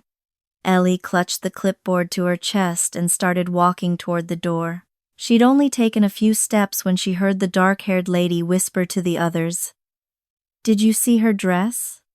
And those shoes? Elly's steps slowed. Shh, the silver-haired lady whispered back. That little girl has more determination in her pinky finger than half these pageant mothers have in their whole bodies. I hope she comes back tomorrow, the red-haired lady said softly. I really do. Elly's chest felt warm. She walked a little taller. She was almost to the door when she happened to glance up at the wall. There, above the stage, was a clock. A huge clock with Roman numerals and ornate gold hands. Both hands pointed straight up. Elly's eyes went wide. 5 o'clock. Mama got off work at 5 o'clock. Oh no, oh no, oh no. Elly broke into a run, the clipboard bouncing against her chest. She burst through the ballroom doors and into the hallway, her sneakers squeaking on the marble as she rounded the corner. She ran past the elevators, past the fancy restaurant, past the gift shop, and skidded into the lobby just as there was Mama, standing by the front desk, still in her gray cleaning uniform, her hair pulled back in a tired bun. She was talking to Mr. Peterson, the day manager, probably getting her assignment for tomorrow. Elly slowed to a walk, trying to catch her breath. She didn't want Mama to know she'd been running through the hotel. That was against the rules. She walked up to one of the big armchairs near the window, the one she called Mr. Whiskers, and climbed up into it. The clipboard went on her lap. She folded her hands on top of it and tried to look like she'd been sitting there calmly the whole time. Her heart was still racing, though, and she couldn't stop the huge yawn that suddenly overtook her. Yeah. It was the kind of yawn that made her whole face scrunch up and her eyes water. The kind of yawn that came from deep in her belly and seemed to go on forever. When it finally ended, Elly blinked her watery eyes and realized how tired she was. She'd been working all day, helping with luggage, running up and down stairs, talking to people, counting money. It had been the longest, most exciting, most exhausting day of her entire life. Elly leaned back in Mr. Whiskers and let her legs dangle over the edge of the seat. She watched the revolving door spin, watched people come and go, watched the city lights start to twinkle outside as evening settled over Manhattan. Her eyes started to feel heavy. Just for a minute, she thought. I'll just rest my eyes for 1 minute. Elly? A gentle hand touched her shoulder. Elly's eyes fluttered open. For a second, she didn't know where she was. Then she saw Mama's face smiling down at her, and everything came back into focus. Are you ready to go home, Mija? Elly sat up, rubbing her eyes. Yes, Mommy. She yawned again. It has been a long day. Mama's eyebrows went up. Has it now? And what have you been up to all day, my little busy bee? Elly clutched the clipboard tighter. I'll tell you when we get home. Mama looked at the clipboard, then at Elly's face, then back at the clipboard. But she didn't ask. She just held out her hand. Elly took it, and together they walked out through the revolving door and into the New York evening. The walk home was 6 blocks, but it felt like a journey through a different world. They turned left onto 5th Avenue, and the city rose up around them like a canyon made of glass and steel. The skyscrapers stretched so high that Elly had to tilt her head all the way back to see the tops, where the last rays of sunlight turned the windows into sheets of gold. Yellow cabs honked and weaved through traffic. A hot dog vendor on the corner called out, "Hot dogs, get your hot dogs here." The smell of roasted nuts drifted from a cart, mixing with the exhaust fumes and the scent of someone's perfume as they rushed past. A street musician played saxophone on the corner, his case open for tips. The music was sad and beautiful, and it made Elly think of rainy days and Mama's lullabies. They passed a newsstand where a man was closing up for the night, pulling down a metal gate. They passed a bodega with bright lights and pyramids of fruit stacked in the window. They passed a group of teenagers laughing and shoving each other, and a businessman talking loudly on his phone, and an old woman walking 3 tiny dogs on jeweled leashes. This was Elly's New York. Not the fancy hotel with its marble floors and crystal chandeliers. This was the real city, loud and messy and alive. They turned onto a quieter street, where the buildings were older and shorter. Trees grew in little squares of dirt cut into the sidewalk, their leaves rustling in the evening breeze. "Mama?" Elly said as they walked. "Yes, Mija? Do you ever get tired of cleaning?" Mama was quiet for a moment. "Sometimes," she said honestly. But I think about you, and it makes it easier. Everything I do for you. Elly squeezed her mother's hand tighter. They reached their building, a narrow brownstone squeezed between two taller buildings, like a child standing between adults. The front steps were cracked, and the railing wobbled. But there were flower boxes in the windows of the upper floors, and someone had swept the stoop clean. Mama unlocked the front door, and they went inside. The hallway smelled like Mrs. Chen's cooking from 2B something with ginger and garlic that made Elly's stomach rumble. They went down the stairs at the back of the hall. Down, down, down, to the basement level where their apartment was. Mama unlocked 3 locks, click, click, click, and pushed open the door. Home. It wasn't much. The ceiling was low, and the windows were small and high up, just barely at street level. You could see people's feet walking by if you looked up. The walls were painted a cheerful yellow that Mama had done herself, and there were colorful curtains on the windows that Mama had sewn from fabric she'd found at a thrift store. The main room was kitchen, living room, and dining room all in one. A small couch sat against one wall, facing a TV that only got basic channels. A table with 2 chairs sat near the kitchen area. Elly's bedroom was barely bigger than a closet, but Mama had painted it pink and hung glow in the dark stars on the ceiling. Mama's room was even smaller. Elly had been in there once and seen that Mama's bed took up almost the entire space. There was barely room to walk around it, but it was home, and Mama had made it warm and safe and full of love. Elly walked straight to the table and carefully placed the clipboard on it. Then she went to the refrigerator and opened it. Inside was half a gallon of milk, some eggs, a package of chicken that Mama would cook for dinner, and there it was, half an apple wrapped in plastic wrap. Elly had cut the apple in half last night and saved this piece for today. She unwrapped it carefully and took a big bite. It was a little brown on the edges, but it still tasted good. She wandered to the couch and turned on the TV. A cartoon was playing something with a talking sponge. Elly sat down and watched, munching her apple, feeling the exhaustion of the day settle into her bones. She must have zoned out, because the next thing she knew, Mama was calling from the kitchen. Elly, mija, come set the table for dinner. Okay, Mama. Elly jumped up from the couch and the clipboard, the form, the money.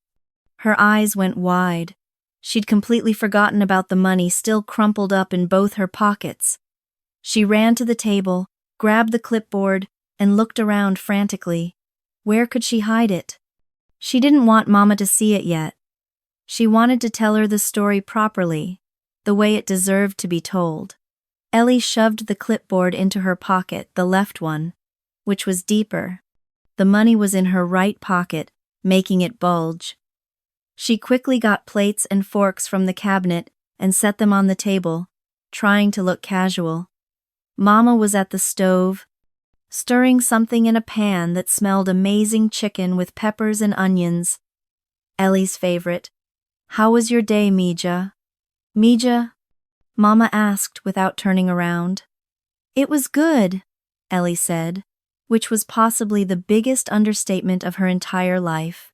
They ate dinner together at the little table, and Mama told Elly about her day, about the guest in room 512 who'd left a $5 tip, and about how Mrs. Patterson in housekeeping had brought in homemade empanadas to share, and about how Mr.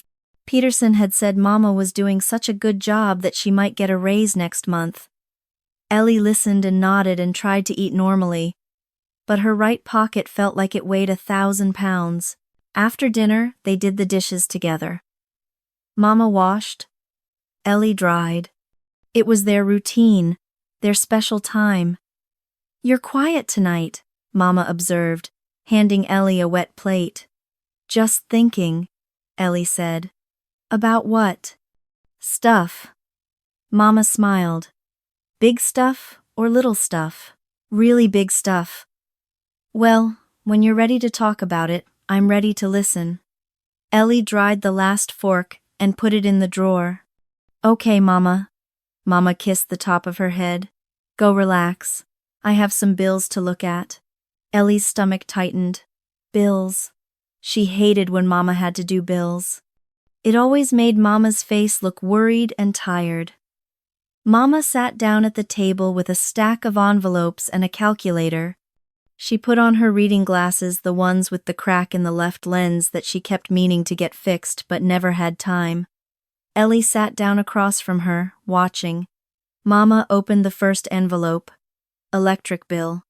She punched numbers into the calculator, her lips pressed together in a thin line. Second envelope? Rent, more numbers, Mama's frown deepened. Third envelope? Something from the hospital. From when Elly had gotten really sick last winter and they'd had to go to the emergency room. Mama put her head in her hands. Elly's heart hurt watching her. It had been 2 years since Daddy died. 2 years since the car accident that took him away and left Mama and Elly alone. Elly still remembered him, his laugh, the way he'd toss her in the air, the songs he'd sing in Spanish while he cooked. But mostly she remembered how much easier things had been when he was alive. How Mama used to smile more. How there had always been enough money for everything they needed. Now Mama worked so hard, and there was never enough.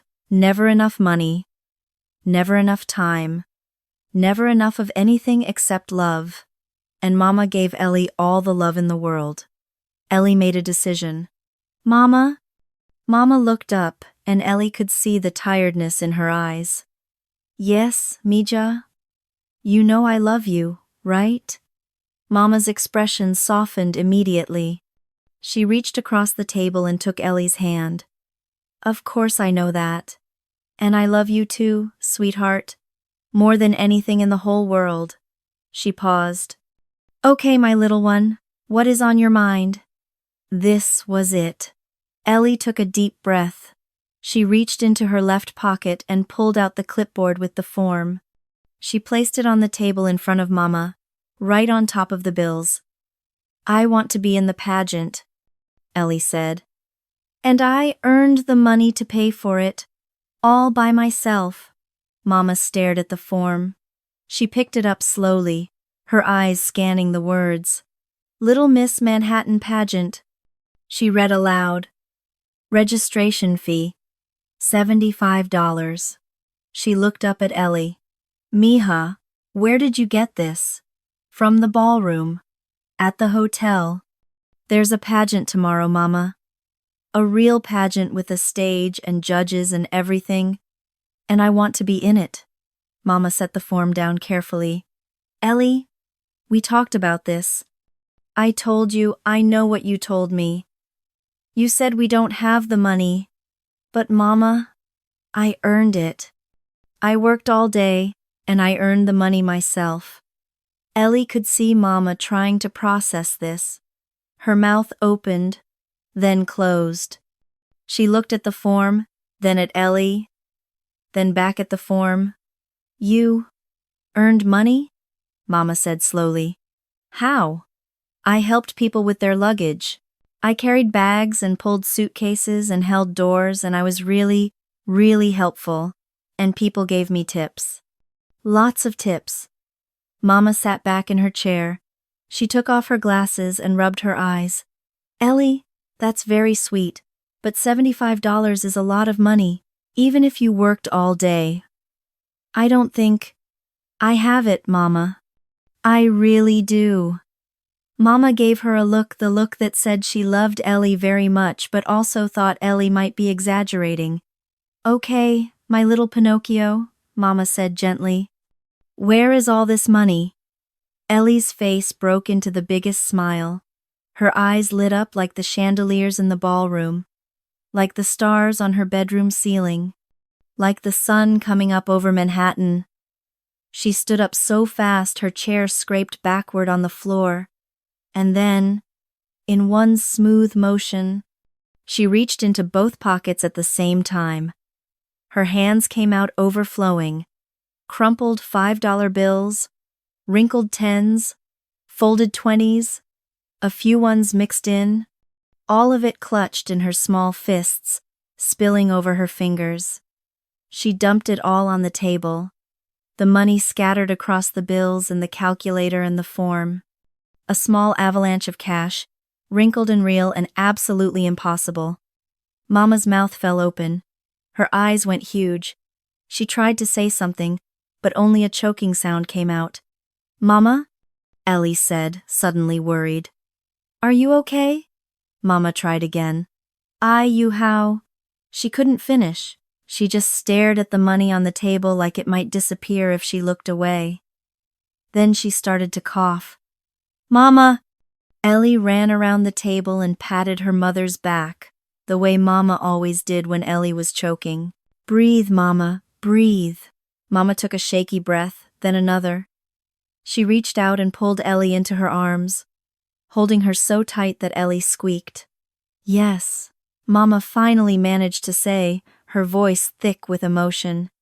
"Yes, I am, my sweet princess." She pulled back and cupped Elly's face in both hands, looking at her like she was seeing her for the first time. "You did this?" Mama whispered. "You earned all this money yourself?" Elly nodded proudly. "I worked really hard, Mama.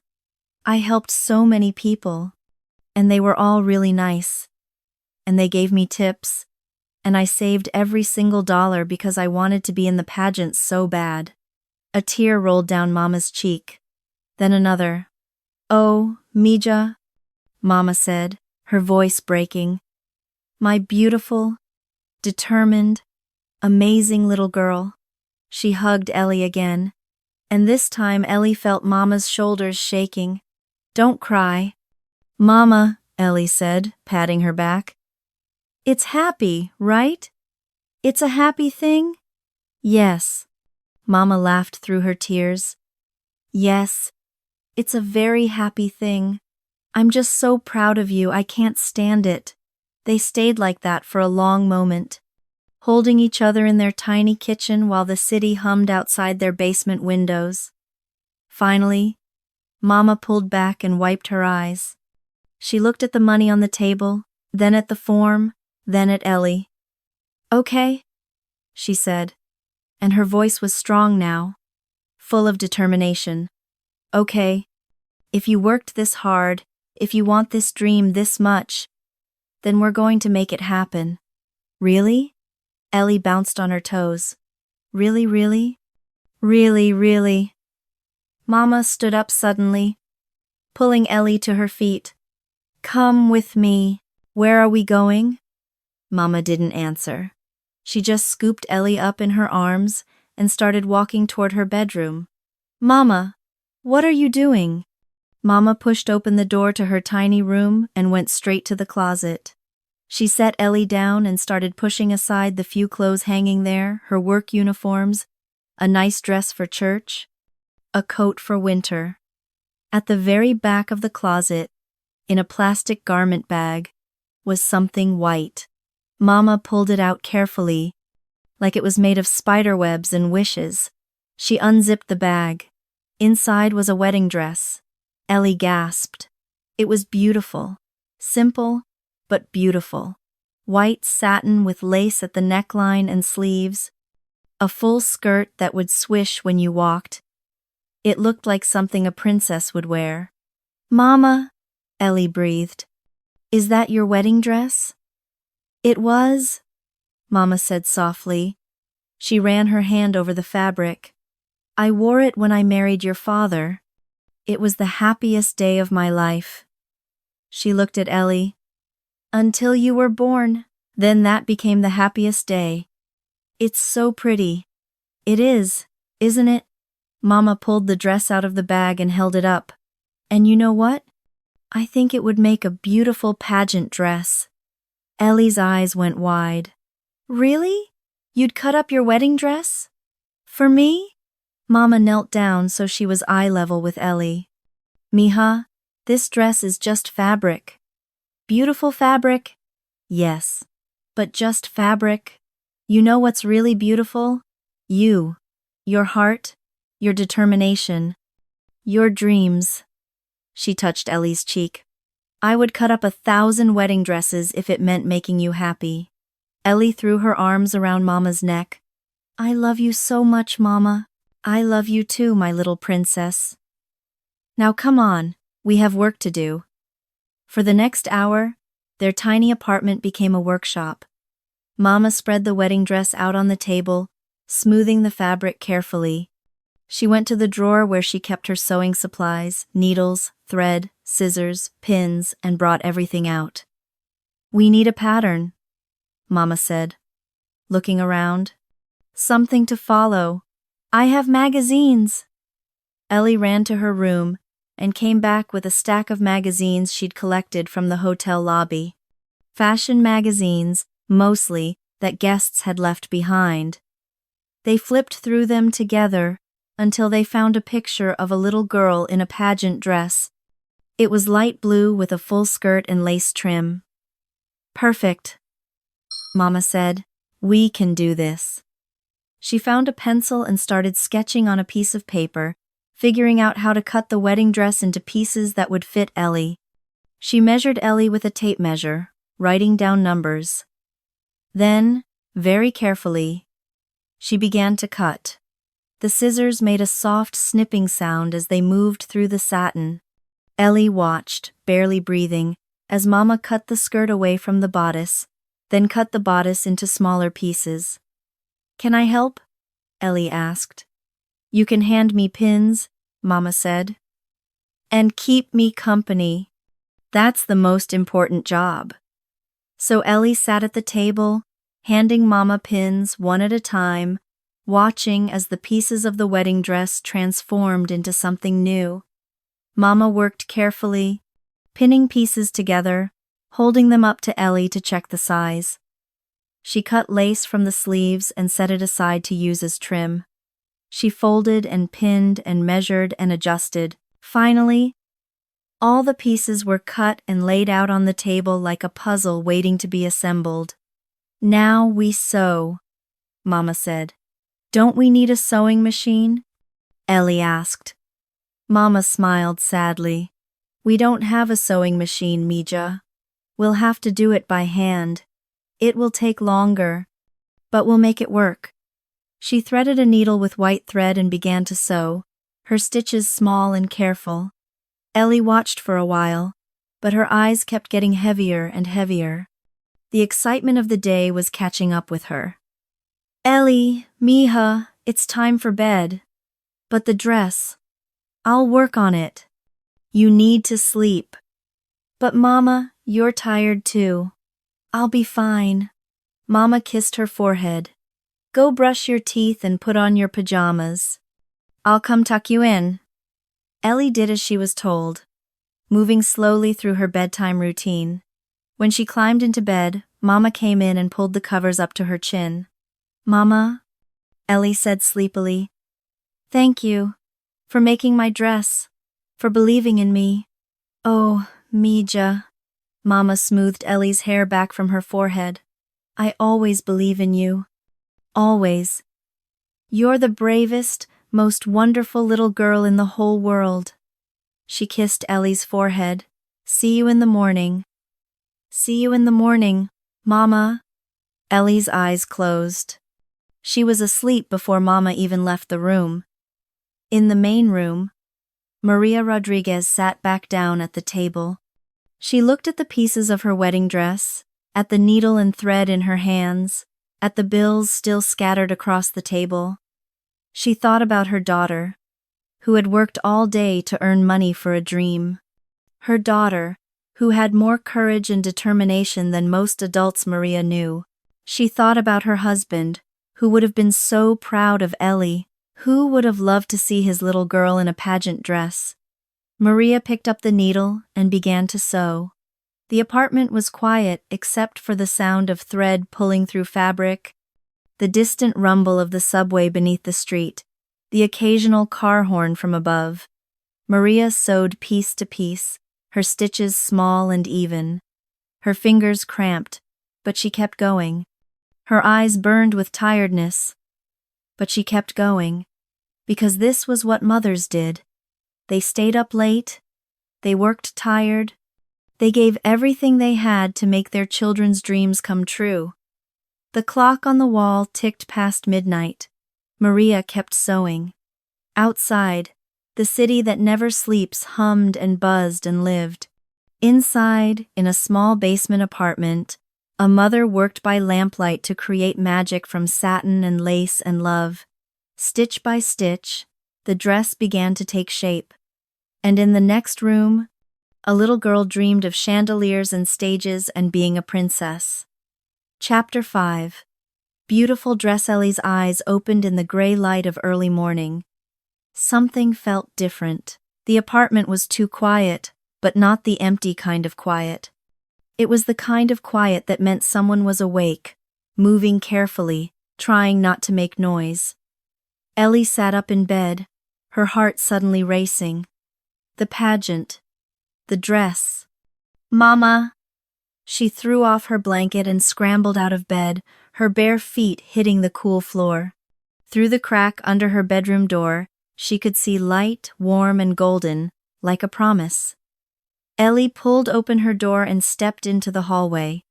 The living room lamp was on, casting long shadows across the walls, and there, in the corner by the window, was the rocking chair that had belonged to Elly's grandmother. And in that chair, Elly stopped walking, stopped breathing, stopped everything. Mama was asleep in the rocking chair, her head tilted to one side, her mouth slightly open. Her hands were folded across her lap, still holding a needle and thread. There were tiny pinpricks of blood on her fingertips where she'd stuck herself while sewing. But it was what lay across Mama's lap that made Elly's heart feel like it might burst right out of her chest. A dress. Not just any dress. The most beautiful dress Elly had ever seen in her entire life. It was the color of the sky on a perfect summer day, a soft, dreamy blue that seemed to shimmer even in the lamplight. The fabric was silky and smooth, catching the light like water. Around the bottom of the skirt, rippling lace cascaded in delicate waves, like foam on the ocean. The same lace trimmed the neckline and the edges of the short, puffy sleeves. It looked like something a princess would wear. A real princess. Elly's hands flew to her mouth. "Oh, Mommy," she whispered, her voice breaking. "It is so beautiful." The sound of Elly's voice made Maria stir. Her eyes fluttered open, unfocused at first, then landing on her daughter standing in the doorway in her pajamas with tears streaming down her face. Maria smiled, tired and soft and full of love. "Good morning, mija," she said, her voice rough with exhaustion. "Mama, you made it," Elly said, taking a step closer. "You really made it." "Of course I made it." Maria lifted the dress carefully, holding it up so Elly could see it better. "I told you I would." Elly walked forward slowly, like she was approaching something sacred. When she reached the rocking chair, she reached out one small hand and touched the lace trim with just the tip of her finger. "It's so soft," she whispered. "It's for you, baby. All for you."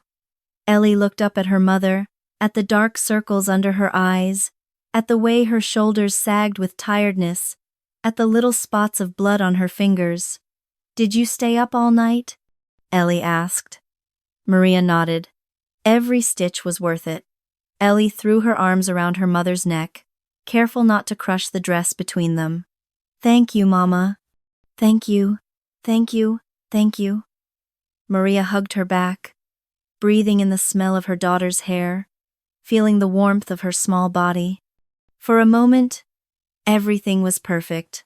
Then Maria's eyes landed on the clock on the wall. Her eyes went wide. "Oh no, oh no, no, no." "What?" Elly pulled back, alarmed. "What's wrong?" "It's 7:30. Maria jumped to her feet, the dress clutched in one hand. "The pageant starts at 10. We have to get you ready." Before Elly could respond, Maria had scooped her up with one arm, the dress still in her other hand, and was speed-walking toward the bathroom. "Mama!" Elly squeaked, grabbing onto her mother's neck. "What are you doing? We don't have time to waste, Mija. Hold on tight." Elly wrapped her arms around Mama's neck and held on as her mother rushed down the short hallway. They burst into the tiny bathroom, and Maria set Elly down on the closed toilet lid. "Stay right there," Maria commanded, turning on the bathtub faucet. She tested the water with her hand, adjusting the temperature. "We need to get you cleaned up and beautiful." "But Mama, you didn't sleep." "I'll sleep later." Maria was already pulling Elly's pajama top over her head. "Right now, we have a princess to create."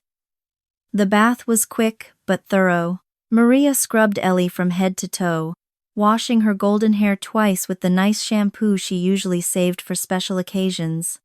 She worked the tangles out gently, humming softly while Elly sat in the warm water.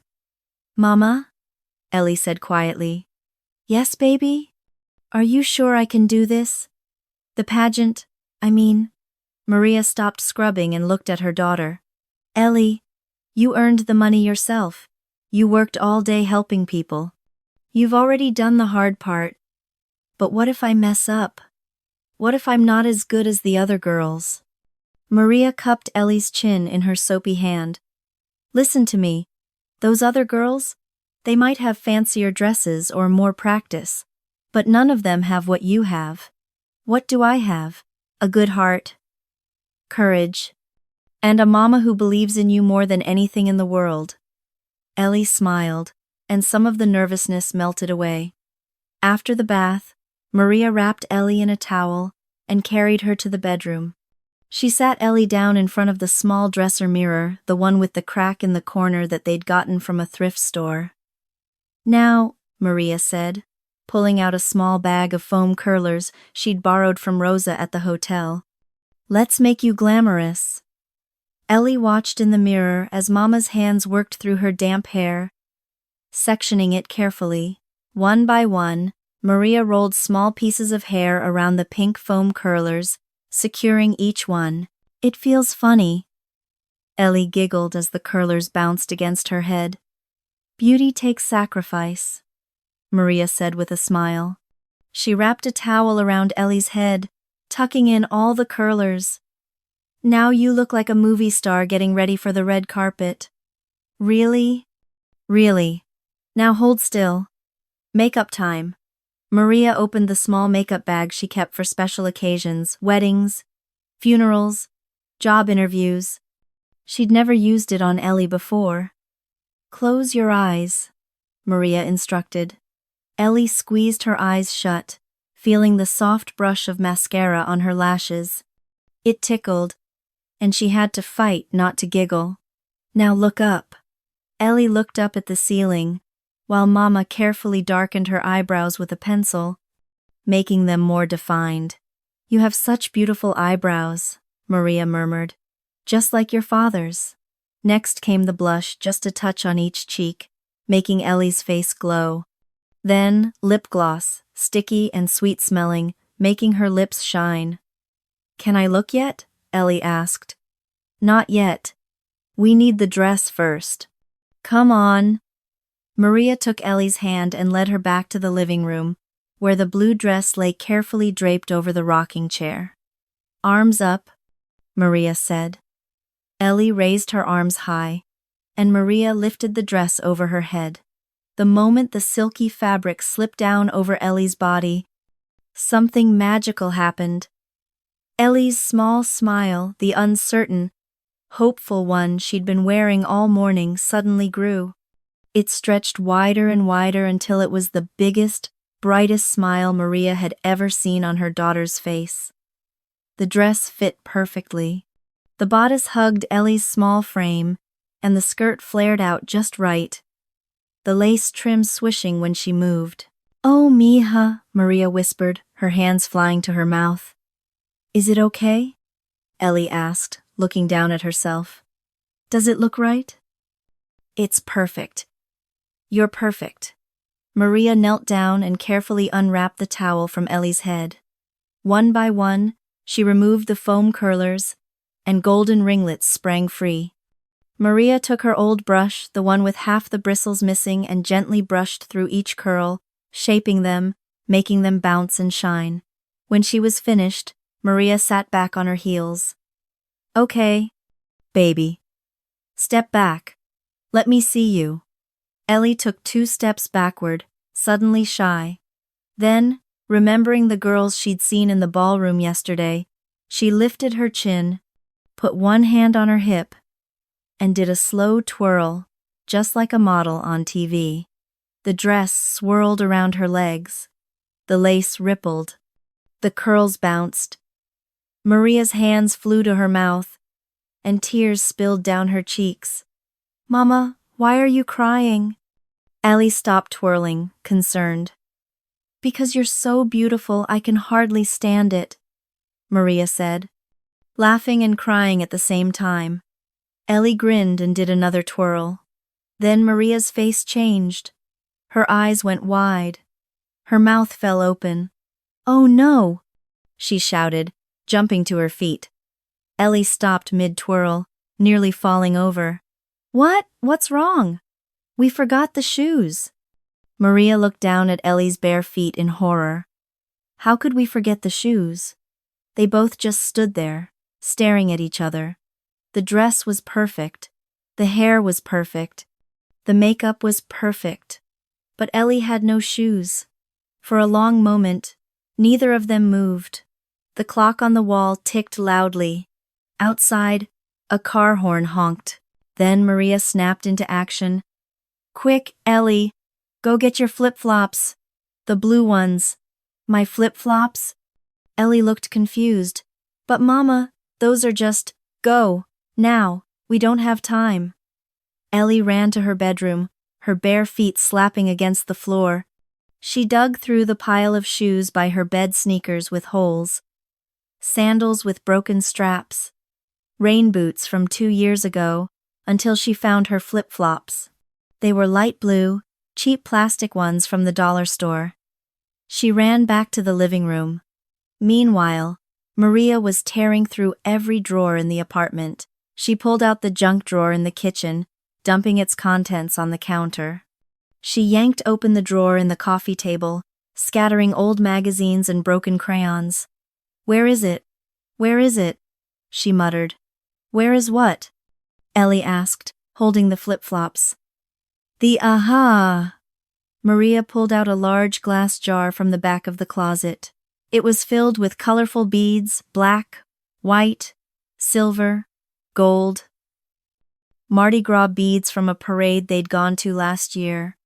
Maria and Elly met back in the living room at the exact same moment. Maria sat down on the couch, breathing hard. Give me the flip-flops.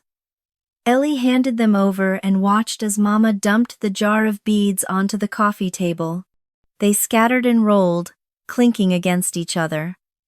What are you doing? Elly asked. Making you princess shoes? Maria said. She grabbed the tube of superglue from the pile of stuff she'd dumped out of the junk drawer. Elly sat down next to her mother and watched as Mama sorted through the beads, picking out the prettiest ones, white pearls, clear crystals, silver sparkles. Maria opened the tube of superglue and squeezed a tiny drop onto the strap of one flip-flop. Then she carefully pressed a white pearl bead into the glue. Can I help? Elly asked. You can hand me the beads, Maria said, not looking up. Her tongue stuck out slightly as she concentrated. One by one, Maria glued beads onto the straps of the flip-flops. White pearls, clear crystals, a few silver ones for sparkle. She worked quickly but carefully, her fingers moving with the same precision she used when sewing. Elly handed her bead after bead, watching the plain dollar store flip-flops transform into something special. They're getting so pretty, Elly whispered. Almost done, Maria said, adding one last crystal to the second flip-flop. There. Now we wait for the glue to dry. Just a few minutes? Okay, Elly said. But she couldn't sit still. The excitement was too much. She stood up, careful not to step on any loose beads. and walked to her bedroom. She stood in front of the cracked mirror, and for the first time in her life, Elly really looked at herself. The girl in the mirror had golden curls that caught the light. She had rosy cheeks and dark lashes and lips that shined. She wore a dress the color of the summer sky, with lace that looked like it came from a fairy tale. The girl in the mirror looked like the princesses Elly had seen in the hotel lobby yesterday. The girl in the mirror looked beautiful. Tears gathered in Elly's eyes, not sad tears, but the kind that come when something is so wonderful you can't hold all the feelings inside. A smile spread across her face, soft and amazed. "I am pretty, Mama," she whispered to her reflection. Behind her, in the doorway, Maria stood watching. She'd followed Elly to the bedroom, and now she was seeing what Elly saw her daughter, transformed, glowing with happiness. "Yes, you are," Maria said softly. "You always were, baby. Now you can see it too." Elly turned and ran into her mother's arms one more time. They stood there in the small bedroom, holding each other, while the morning sun streamed through the basement window and the city woke up above them.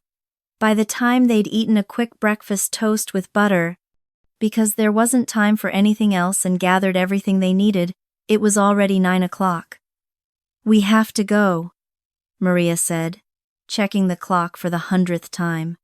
"The pageant starts at 10, and you need to be there early." She helped Elly into the beaded flip-flops, which had dried perfectly. They actually looked pretty, not fancy shoe pretty, but creative and special in their own way. Maria grabbed her purse, made sure she had her employee ID for the hotel, and took Elly's hand. "Ready, princess?" Elly nodded, her curls bouncing. "Ready, Mama." They climbed the stairs from the basement apartment and stepped out onto the sidewalk.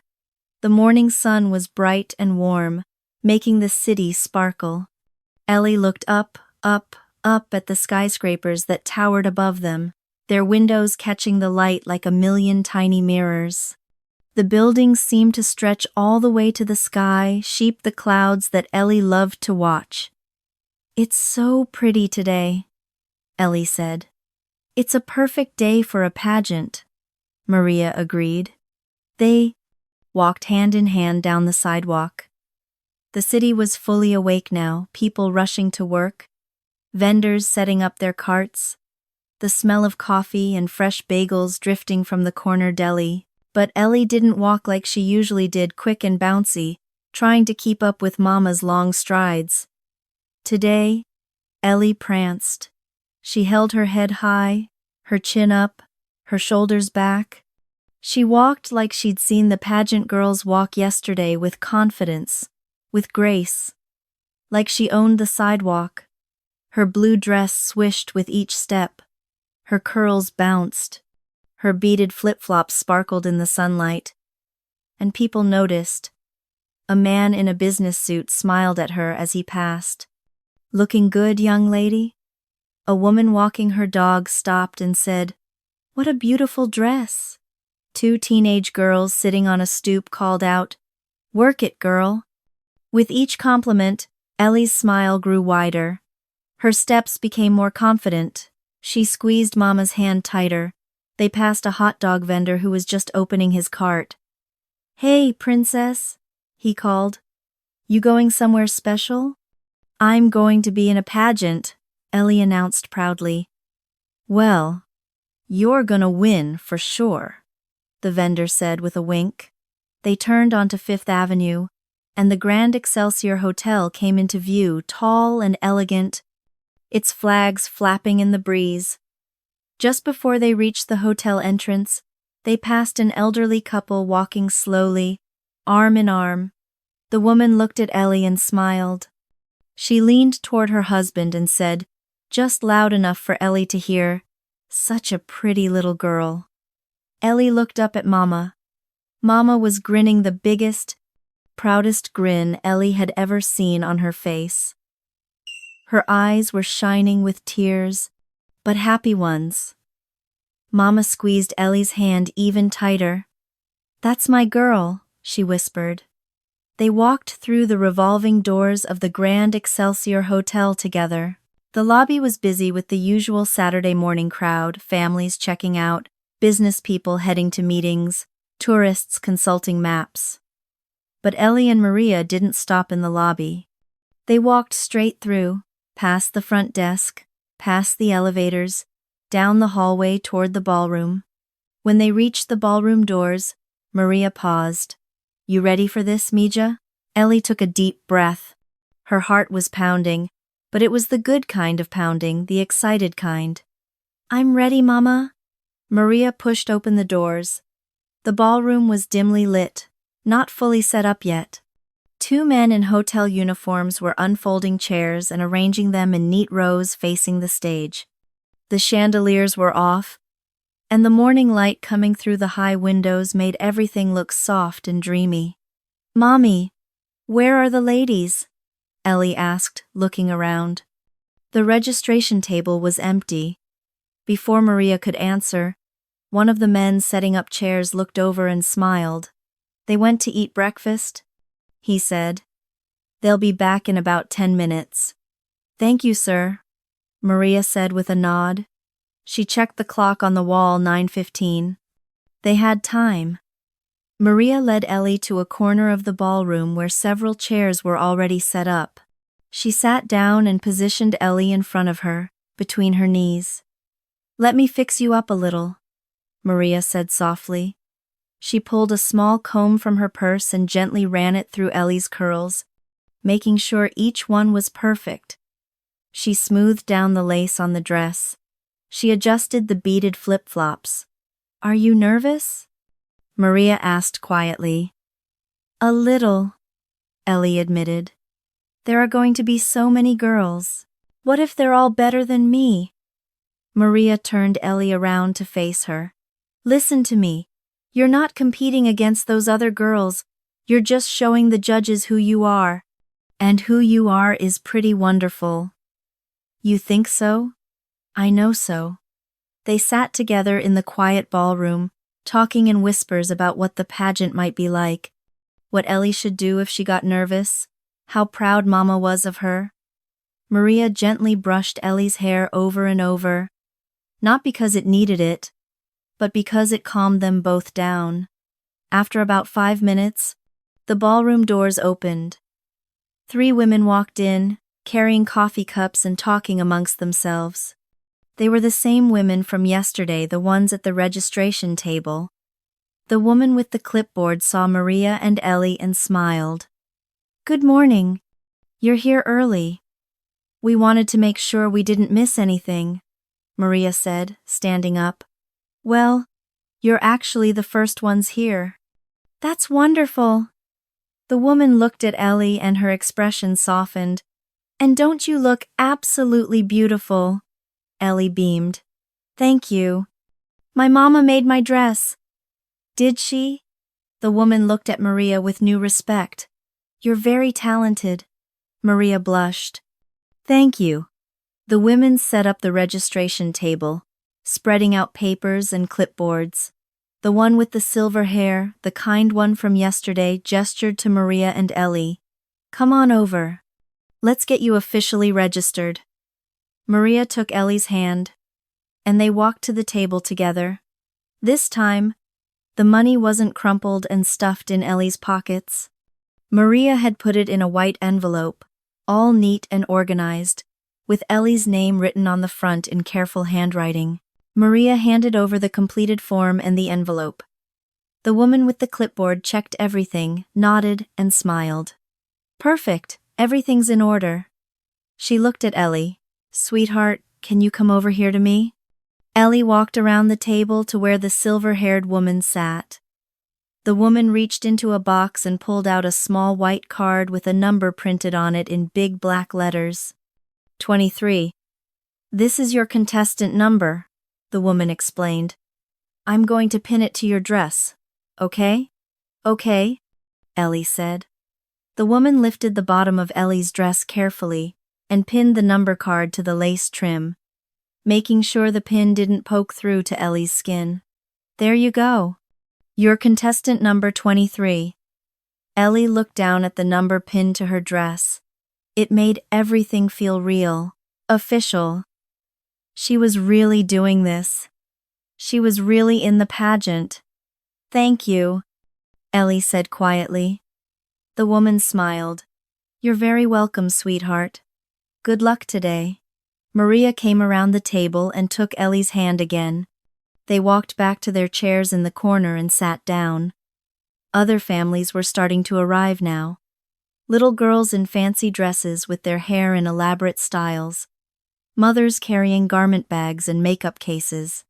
Fathers with video cameras. But Elly didn't feel scared anymore. She looked down at the number pinned to her dress.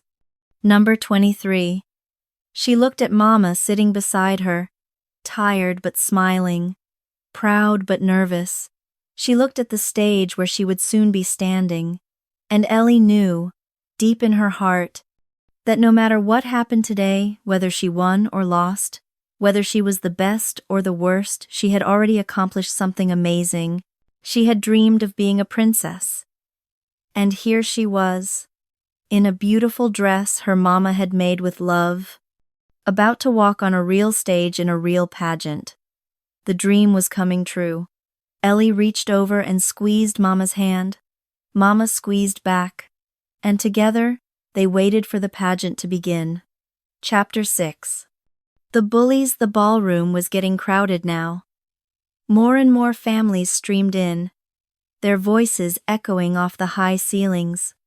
Little girls in every color of the rainbow, pink and purple and emerald green and sunshine yellow, filled the space with nervous energy and excitement. Come on, mija, Mama said, standing up and taking Elly's hand. Let's go back to the lobby.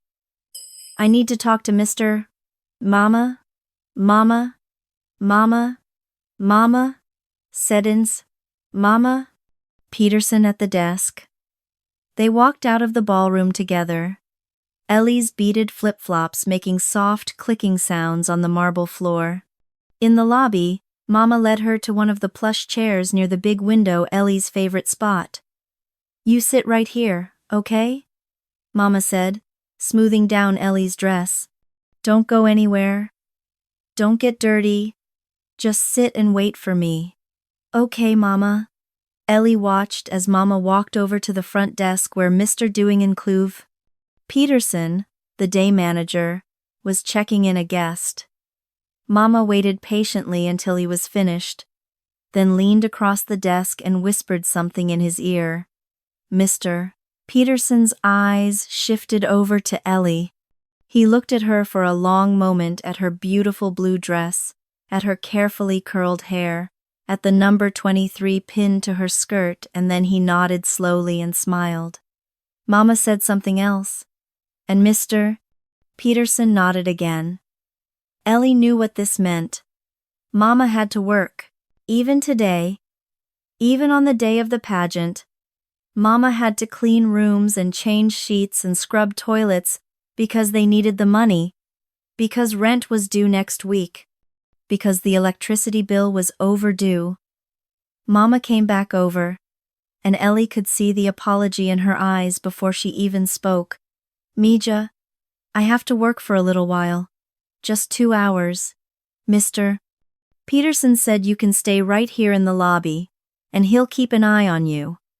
The pageant doesn't start until 1 o'clock, so I'll be done with plenty of time.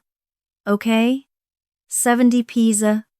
Cizé, 100 pair dockers. Elly nodded, trying to be brave. Okay, Mama. Don't leave this chair. Don't go outside. Don't get dirty. Elly finished with a small smile. I know, Mama. Maria cupped Elly's face in both hands and kissed her forehead. That's my good girl. I'll be back before you know it. Elly watched Mama disappear down the hallway toward the service elevator, her cleaning cart rattling ahead of her. Then Elly was alone. She settled back into the chair, her legs swinging because they didn't quite reach the floor. Through the big window, She could see Fifth Avenue bustling with Saturday afternoon traffic. Yellow cabs honked. People hurried past with shopping bags. A street vendor sold hot dogs on the corner. But Elly wasn't really watching the street. In her mind, she was on the stage in the ballroom. She was walking across it in her beautiful blue dress, the lace trim swaying with each step. The lights were shining down on her, making her hair sparkle. The audience was watching her, only her, and they were all smiling. She would walk with her head held high, just like the girls she'd seen yesterday. She would smile big, she would turn and pose, and her dress would swirl around her like a princess in a fairy tale. Maybe she would even win a crown. Elly smiled to herself, lost in the daydream. Time passed slowly. Elly watched families come and go. She saw more pageant girls arriving with their mothers, all of them looking perfect and polished. Some of them glanced at Elly as they passed, but most didn't notice her at all. After what felt like forever, Elly stood up and stretched. Her bottom was getting sore from sitting, and she needed to move around. She looked toward the hallway where Mama had gone. No sign of her yet. Elly glanced down at her dress. It still looked perfect, the blue fabric smooth and unwrinkled, the lace trim lying just right. But her hair felt a little messy from leaning back in the chair, and she wanted to make sure she still looked pretty. The bathroom. She could go to the bathroom and check herself in the mirror. Just for a minute. Mama had said not to leave the chair, but the bathroom was right there, just across the lobby. She could see the door from where she stood. It would only take a minute. Elly made up her mind. She walked across the lobby, her flip-flops clicking softly, and pushed open the heavy bathroom door. The Grand Excelsior's ladies' room was almost as fancy as the ballroom. It had marble counters and gold faucets, and a huge mirror that stretched across the entire wall. Soft music played from hidden speakers, and everything smelled like lavender and roses. Elly walked up to the mirror and stood on her tiptoes to see herself better. She looked pretty, really pretty. Her curls were still bouncy and perfect. Her lip gloss still shimmered. The blue dress looked like something from a magazine. Elly turned to the left, then to the right, watching how the dress moved. She did a little twirl, and the skirt flared out just like she'd imagined. "I'm a princess," she whispered to her reflection. "I'm really a princess." She was so absorbed in looking at herself that she didn't hear the bathroom door open behind her.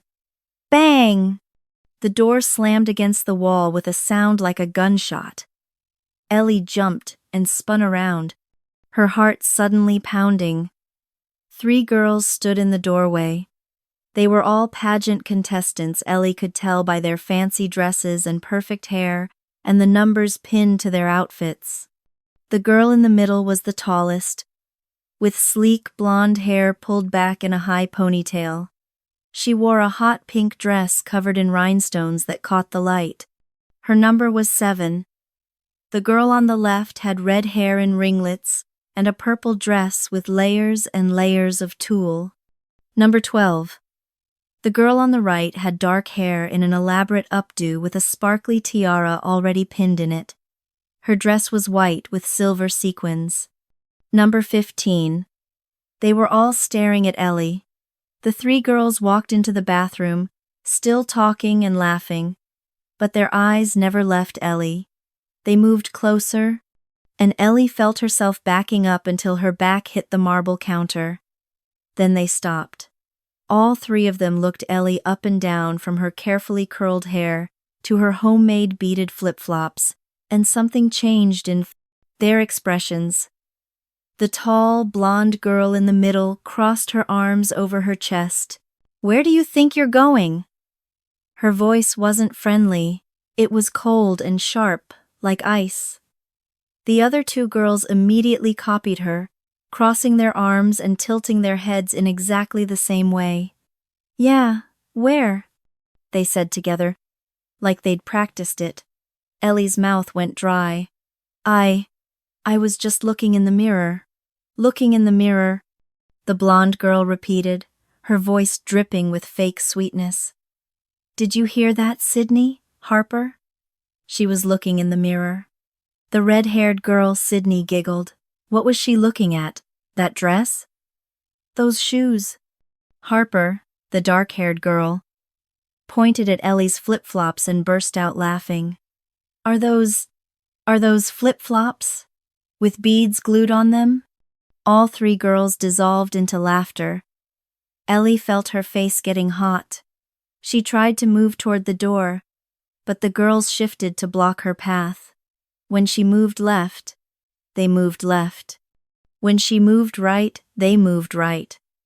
Excuse me, Elly said, her voice small. I need to go. Oh, you need to go? The blonde girl the leader mocked. Where do you need to go? Back to whatever basement you crawled out of? More laughter. Elly felt tears starting to burn behind her eyes, but she blinked them back.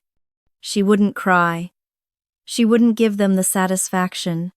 Instead, she backed up, planted her feet, and put her hands on her hips. She lifted her chin and looked the blonde girl straight in the eye. You had better let me go, Elly said, her voice stronger now, or you'll be sorry. For a moment, there was silence. Then the blonde girl's eyes narrowed. She looked at Sydney on her left, then at Harper on her right. All three of them smiled slow, mean smiles that made Elly's stomach twist. Did you hear that? The blonde girl said softly. She says we'll be sorry. So scary, Sydney said in a baby voice. I'm shaking, Harper added, wiggling her fingers in mock fear. Then, moving as one, all three girls reached behind their backs. When their hands came back around, each one was holding a large plastic water bottle. Elly's eyes went wide. What are you? She didn't get to finish. The blonde girl, Madison, Elly would later learn her name was Madison, twisted the cap off her water bottle and held it up high. Oops, Madison said with a wicked grin. And then she tipped the bottle forward. Cold water splashed down on bottle. Elly's head, soaking into her carefully curled hair. Elly gasped and tried to duck away, but Sydney was already moving in from the left, pouring her bottle over Elly's shoulder. Did we do that? Sydney said in fake surprise. How clumsy of us. She needed a bath anyway, Harper added, dumping her water bottle over Elly's other shoulder. Did you smell her? She smells like… What is that? Poverty? All three girls laughed as they poured and poured, emptying their bottles over Elly's head and shoulders. The water was cold, so cold, and it soaked through everything. Elly's beautiful curls went limp and straight. Water ran down her face, mixing with the tears she could no longer hold back. Her dress, Mama's wedding dress, the dress Mama had stayed up all night to make, was getting soaked, the blue fabric turning dark and heavy. Stop! Elly cried, trying to shield her face with her hands. Stop it, please! But they didn't stop. Madison squeezed her bottle, shooting a stream of water directly at Elly's face. What's wrong? Don't you like our help? We're just trying to clean you up for the pageant. Yeah, you're welcome, Sydney added, shaking out the last drops from her bottle onto Elly's head. Elly backed up, trying to get away from them, but her wet flip-flops slipped on the marble floor. Her feet went out from under her, and she felt herself falling backward. Her back hit the wall hard, knocking the breath out of her. As she slid down, desperate and panicking, Elly's hand shot out and grabbed onto the first thing she could reach, Sydney's arm. Hey, Sydney yelped, trying to pull away. But Elly held on, using Sydney's arm to keep herself from falling all the way to the floor. Sydney had to brace herself against the counter to keep her own balance. And in that split second, Elly saw her chance. She pushed off the wall with all her strength and bolted forward, ducking under Madison's outstretched arm. Her wet flip-flops slapped against the marble as she ran for the door. "Get her!" Madison shouted. But Elly was already there. She grabbed the heavy door handle with both hands and yanked it open. The door was heavy, so heavy, but fear gave her strength. She pulled it open just wide enough to squeeze through and ran out into the lobby. "You can't run forever," she heard Harper yell behind her. Elly didn't look back. She ran across the lobby, her wet dress clinging to her legs, water dripping behind her with every step. People turned to stare, a businessman with a briefcase, an elderly couple checking in, a bellhop with a luggage cart, but Elly didn't care. She had to hide. She had to get away. She spotted the stairwell door and crashed through it, taking the stairs 2 at a time. Up and up she climbed, her breath coming in gasps, her wet flip-flops making squelching sounds with every step. Behind her, she heard the stairwell door open again. "I saw her go up here." Madison's voice echoed up the stairwell. Elly climbed faster. 2nd floor, 3rd floor, 4th floor. Finally, on the 5th floor, she burst through the stairwell door and into the hallway. She looked left and right, desperate, and then she remembered the closet. Her secret closet where she'd hidden before, the one with the cleaning supplies and the space between the walls. Elly ran down the hallway, her legs shaking with exhaustion and fear.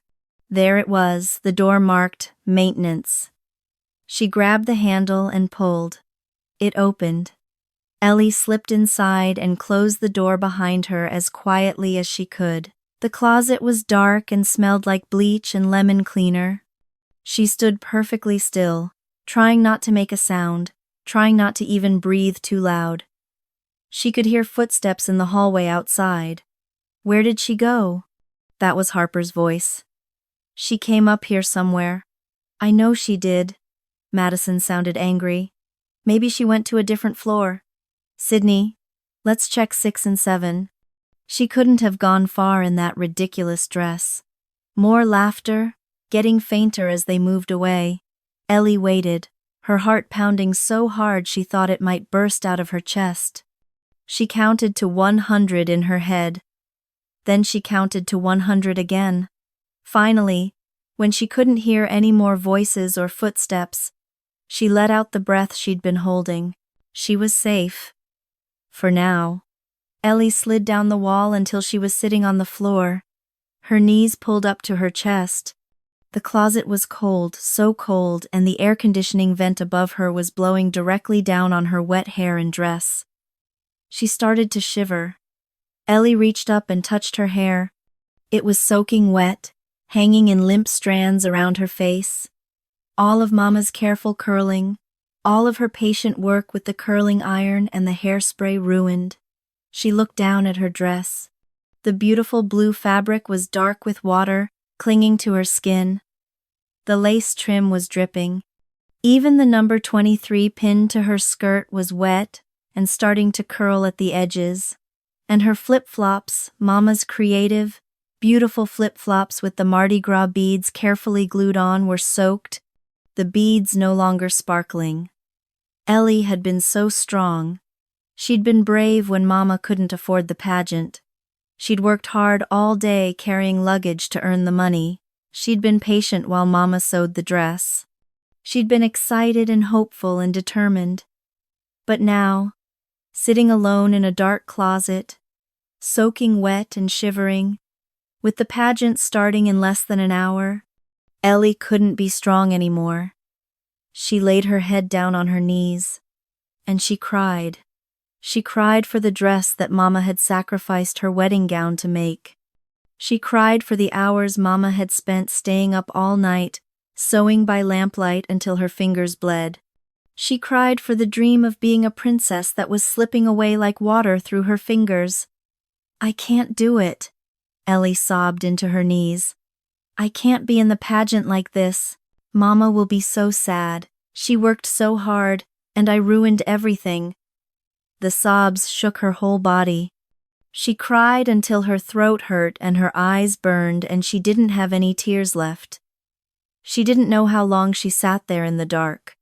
Time seemed to stop. The cold air kept blowing down on her, making her shiver harder. Her teeth started to chatter. Maybe she should just stay here. Maybe she should hide in this closet until the pageant was over, and then she could sneak out and tell Mama she was sick. Mama would be disappointed, but at least she wouldn't have to see Elly walk on stage looking like a drowned rat. At least she wouldn't have to face those mean girls again. Elly was so lost in her misery that she didn't hear the closet door open. She didn't hear the soft footsteps approaching. She didn't notice anything until she felt a gentle hand on her shoulder and heard the softest, kindest voice say, "Are you all right, little girl?" Elly's head jerked up. Through her tears, she saw a face looking down at her, a girl about her own age with the kindest eyes Elly had ever seen. The girl had auburn hair that shined like polished wood, falling in soft waves around her shoulders. She wore a pink pageant dress with delicate white flowers embroidered on the bodice. Her number was 18, but it was her smile that made Elly's heart stop racing. It was warm and genuine and full of concern. "Are you hurt?" the girl asked, kneeling down beside Elly. "What happened to you?" Elly tried to speak, but her voice came out as a croak. She swallowed and tried again. I'm all right, I guess." "You don't look all right," the girl said gently. "You're all wet. And you're shivering." She looked more closely at Elly's face. "And you've been crying." Elly nodded, fresh tears spilling down her cheeks. "What happened?" the girl asked again, her voice so soft and caring that it made Elly want to cry even harder. So Elly told her. The words came tumbling out about the 3 girls in the bathroom, about the water bottles, about how they'd laughed and called her poor and ruined her dress and her hair, about how Mama had stayed up all night making the dress from her own wedding gown, about how this was Elly's first pageant ever, and now she couldn't go because she looked terrible. The girl listened to every word, her eyes getting wider and wider. When Elly finished, the girl reached out and gently patted Elly's wet hair. "Those girls are mean," she said firmly. "Really, really mean. Nobody should treat anybody like that." "I know," Elly whispered. "My name is Caitlin," the girl said. "What's yours?" "My name is Elly." It came out as half a sob. Caitlin put both hands on Elly's shoulders and looked directly into her eyes. Her gaze was intense and determined. "You wait here," Caitlin said in a whisper that somehow sounded like a promise. "I'll be right back." "Wait," Elly started to say. But Caitlin was already standing up. She walked out of the closet and down the hallway. Elly watched through the open door as Caitlin stopped in front of room 512 and knocked. The door opened, and a woman appeared tall and elegant with the same auburn hair as Caitlin. Caitlin grabbed her mother's hand and started pulling her toward the closet, talking rapidly. Elly couldn't hear what she was saying, but she saw the woman's expression change from confusion to concern to determination. They reached the closet, and the woman knelt down beside Elly just as Caitlin had done. "Hi, sweetie," the woman said, her voice warm and soothing. "My name is Andrea. Caitlin told me about the naughty girls who were mean to you." Elly looked up at Andrea through her tears. Andrea had kind eyes too. Just like Caitlin. They were the same warm brown color, and they looked at Elly like she mattered. "My mommy made me this dress," Elly said, her voice breaking. "She made it from her old wedding dress. She stayed up all night sewing it, and she fixed my hair so pretty. And now," Elly looked down at her soaked dress, at her limp hair. "Now I can't be in the pageant. I look terrible. Mama will be so sad." The tears came again, and Elly couldn't stop them. Andrea didn't say anything. She just reached out and scooped Elly up off the cold floor, lifting her into her arms like Elly weighed nothing at all. "Come with me," Andrea said firmly. She carried Elly out of the closet and down the hallway, with Caitlin running alongside them.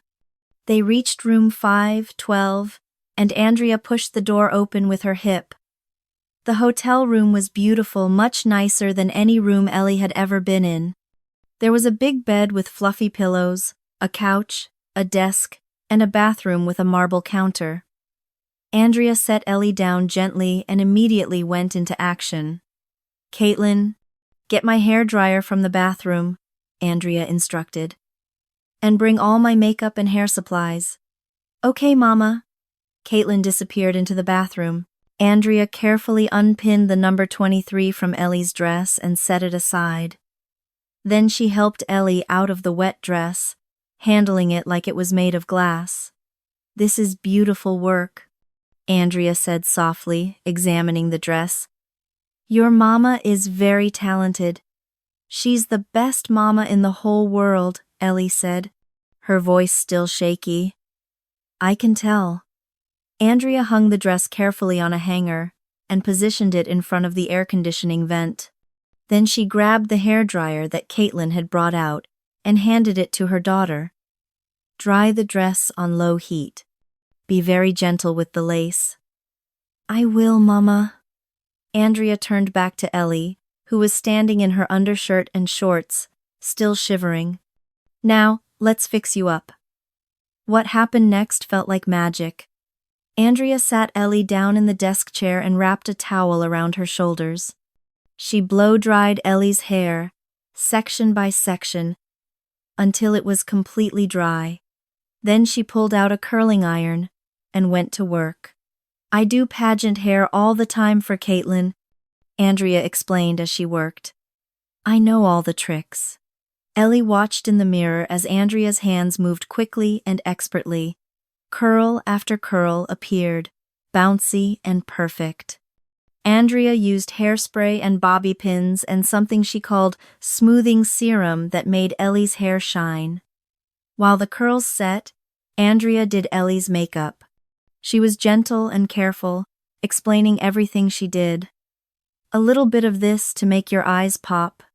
Just a touch of blush on your cheeks. Some lip gloss to make you sparkle."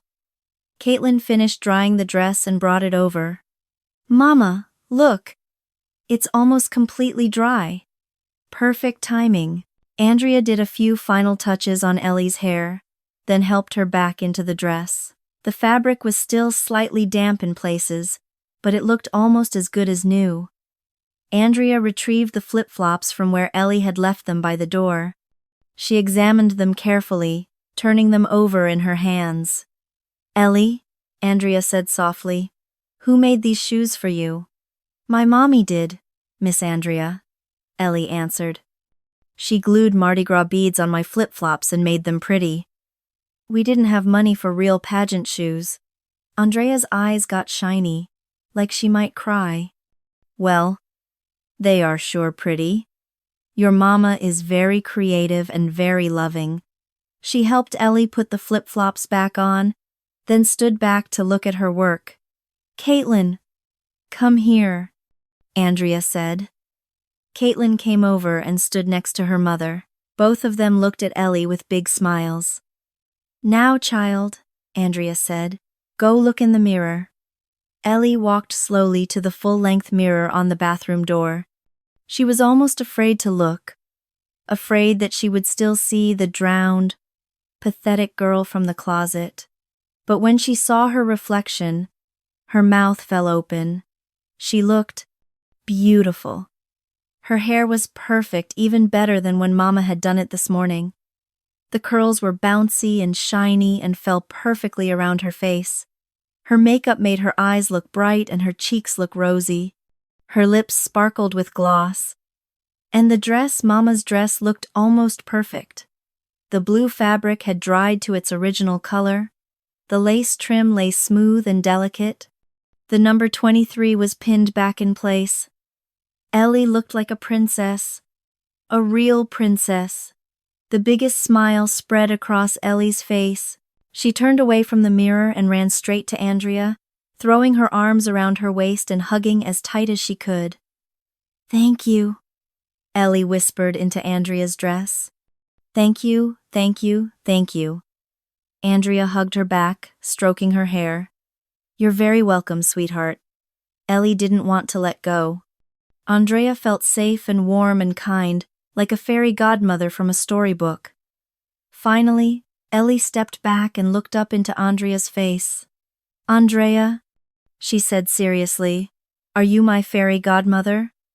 Andrea smiled, a beautiful, warm smile that made her whole face light up. She didn't answer the question directly. Instead, she glanced at her watch and her eyes went wide. "Oh my goodness!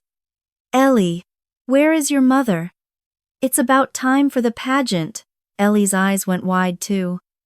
"I was going to meet her in the lobby before 1 o'clock. Andrea looked at her watch again and grabbed her large handbag from the bed. "We have to hurry, girls. The pageant starts in 20 minutes. She ushered both girls toward the door. Caitlin grabbed Elly's hand and squeezed it.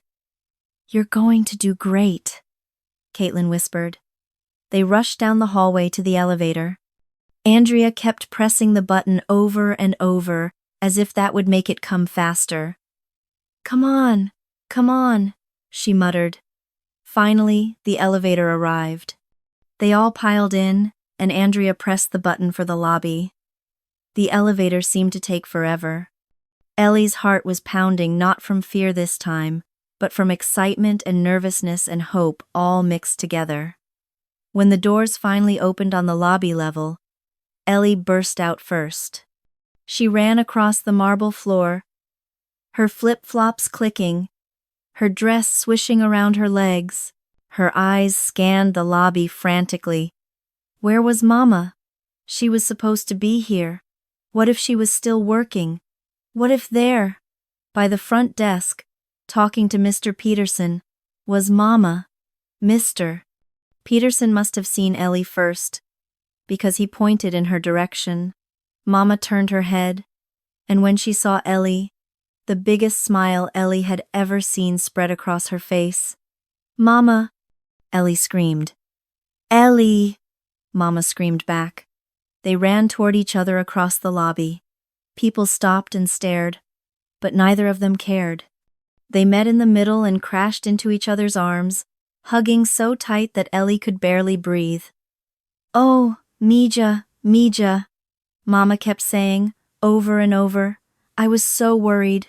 "Where were you?" "I came back early and you weren't in the chair and I thought, I'm okay, Mama," Elly said into her mother's shoulder. "I'm okay now." They held each other for a long moment. Then Elly remembered Andrea and Caitlin standing behind her. She pulled back from Mama and grabbed Andrea's hand, tugging her forward. "Mommy," Elly said, her voice loud and proud. "Here is Andrea, and she is my fairy godmother." Mama looked confused. She glanced from Elly to Andrea and back again. Andrea stepped forward quickly, almost stepping on Elly's words. "I wouldn't go that far," she said with a gentle laugh. "All I did was help mend her after some bully girls messed her up." "Bully girls?" Mama's face went pale. "What bully girls? What happened?" Andrea quickly told the story, a shortened version, leaving out the worst parts, but making it clear that 3 older contestants had deliberately poured water all over Elly in the bathroom. As she listened, Mama's face went through a dozen different expressions: shock, anger, sadness, and finally, gratitude. When Andrea finished, Mama knelt down and pulled Elly into another fierce hug. "Oh, my brave girl," Mama whispered. "My strong, brave girl." When she finally stood up, there were tears in her eyes. She reached out her hand to Andrea. "My name is Maria," she said, her voice thick with emotion. "And thank you very much.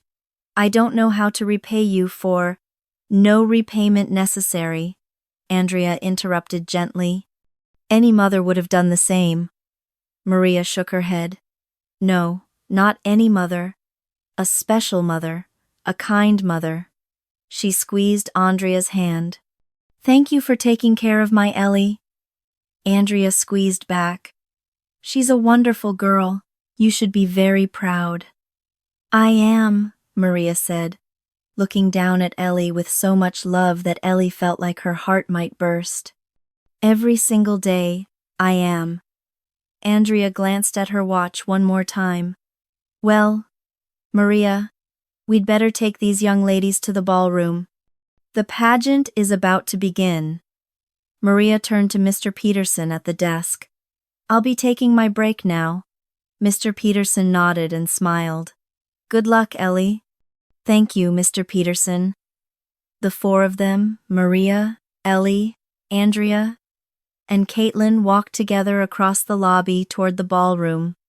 Elly was in the middle, holding Mama's hand on one side and Caitlin's hand on the other. As they walked, Elly looked up at Mama. I'm sorry I left the chair. I know you told me to stay there. Mama squeezed her hand. It's okay, Misha. You're safe now. That's all that matters.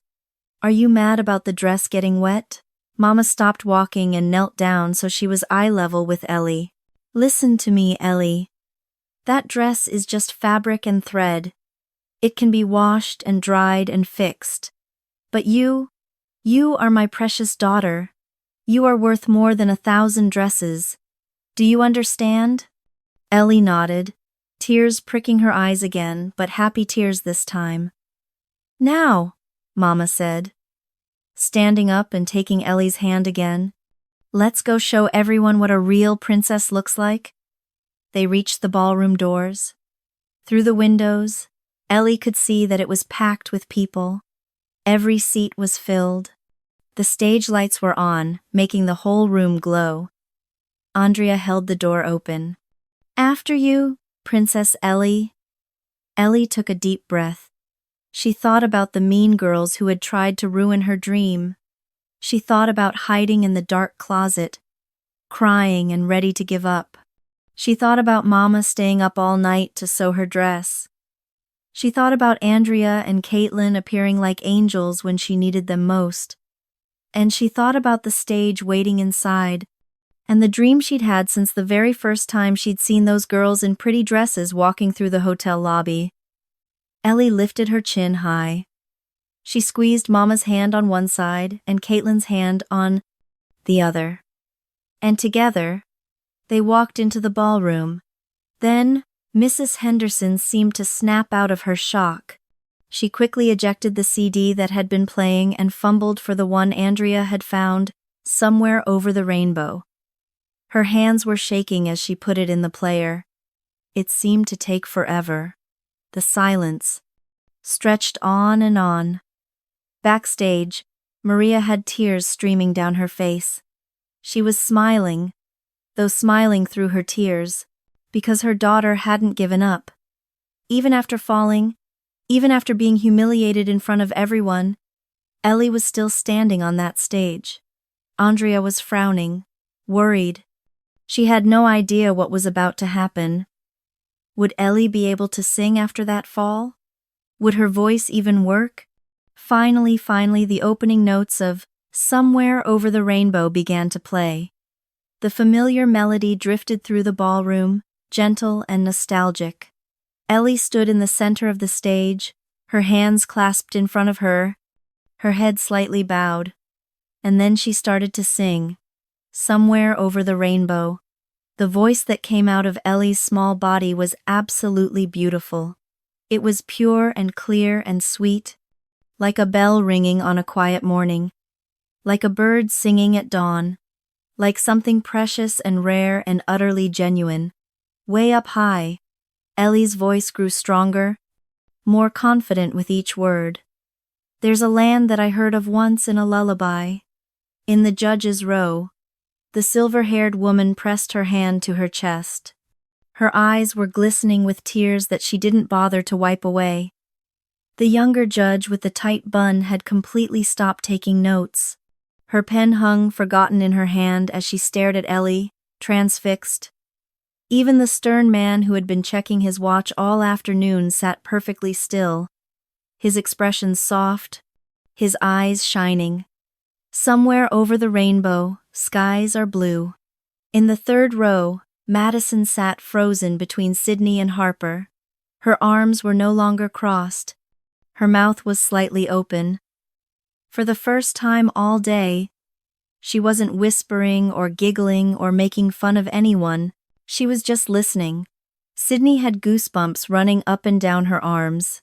She rubbed them absently, unable to take her eyes off the stage. Harper's mean smirk had completely disappeared. Instead, she looked almost sad, like Elly's voice was reaching some part of her heart she'd forgotten existed. And the dreams that you dare to dream really do come true.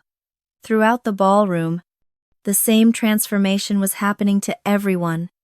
A father in the back row had tears streaming down his cheeks. He didn't even try to wipe them away. A grandmother clutched her purse to her chest, remembering her own childhood dreams that had never quite come true. Two little boys who had been fidgeting and complaining about being bored now sat perfectly still, their eyes wide with wonder. Caitlin was gripping the armrests of her chair, leaning forward, a huge smile on her face. "That's my friend," she whispered to the woman next to her. "That's Elly. She's my friend. Someday I'll wish upon a star and wake up where the clouds are far behind me." Elly's voice soared higher, hitting the notes with a purity that seemed impossible for someone so small. Her voice was like honey and sunshine mixed together. It was like the first warm day of spring after a long, cold winter.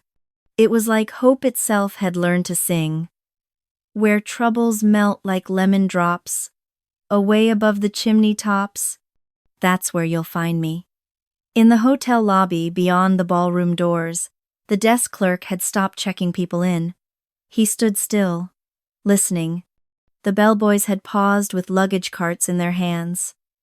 Hotel guests stopped mid-conversation, turning their heads toward the beautiful sound. Out on Fifth Avenue, a few pedestrians near the hotel entrance slowed their steps, wondering where that voice was coming from. Even the pigeons on the sidewalk seemed to stop cooing, their heads tilted as if listening. Somewhere over the rainbow, bluebirds fly. Backstage, Maria was sobbing now great, heaving sobs of joy and pride and overwhelming love. Andrea had her arm around Maria's shoulders, and Andrea was crying too. "Birds fly over the rainbow. Why then? Oh, why can't I?" Elly's voice filled every corner of the ballroom, every heart, every soul. It wasn't just a song anymore. It was something bigger than that. It was every dream that had ever been dreamed, every hope that had ever been hoped, every child who had ever wished for something better. If happy little bluebirds fly beyond the rainbow, why, oh, why can't I? The last note hung in the air, pure and perfect and heartbreaking in its beauty. And then it faded. Silence. Complete and total silence. Elly stood on the stage, her hands still clasped in front of her, her head slightly bowed. She didn't move. She barely breathed. The silence stretched on. 1 second, 2 seconds, 3 seconds. Elly's eyes began to fill with tears. They didn't like it. They hated it. She had failed, and then the ballroom exploded. People leaped to their feet as if they'd been launched from their chairs.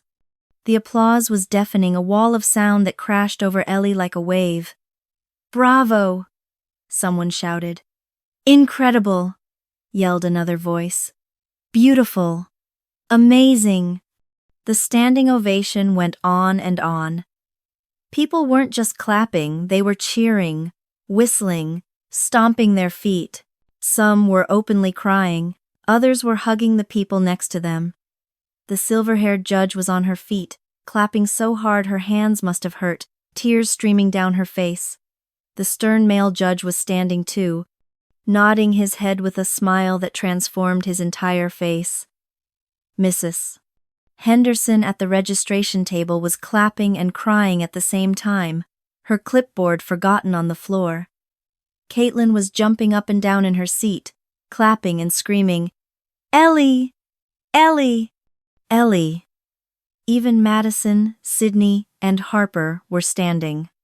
They weren't cheering or whistling like the others, but they were clapping, slowly at first, then faster.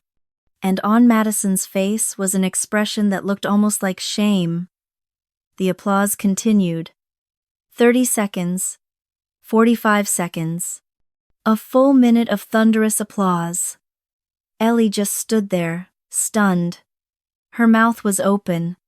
Her eyes were huge. She looked out at all those people standing and clapping for her, and she couldn't quite believe it was real. Was this really happening? Were they really clapping for her? For Elly?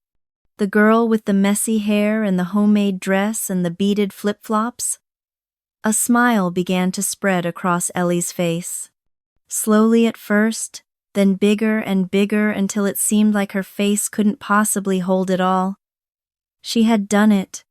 She had really, truly done it.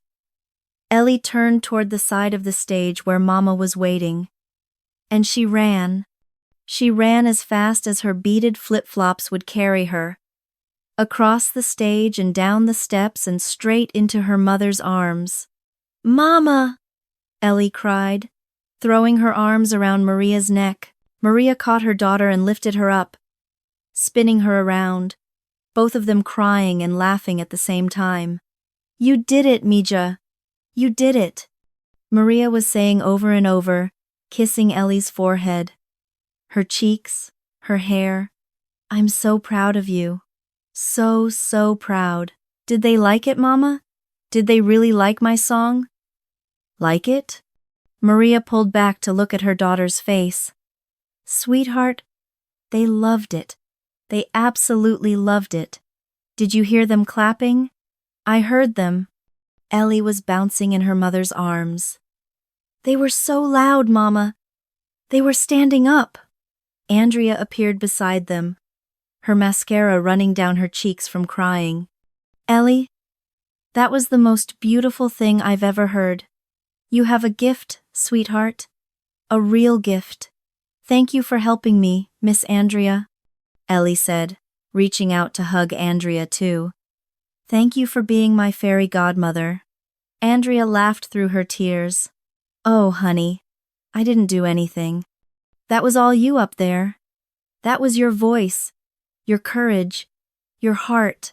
Caitlin came running up the backstage steps, her pink dress flying behind her. "Elly, you were amazing. You were the best one. The very, very best one."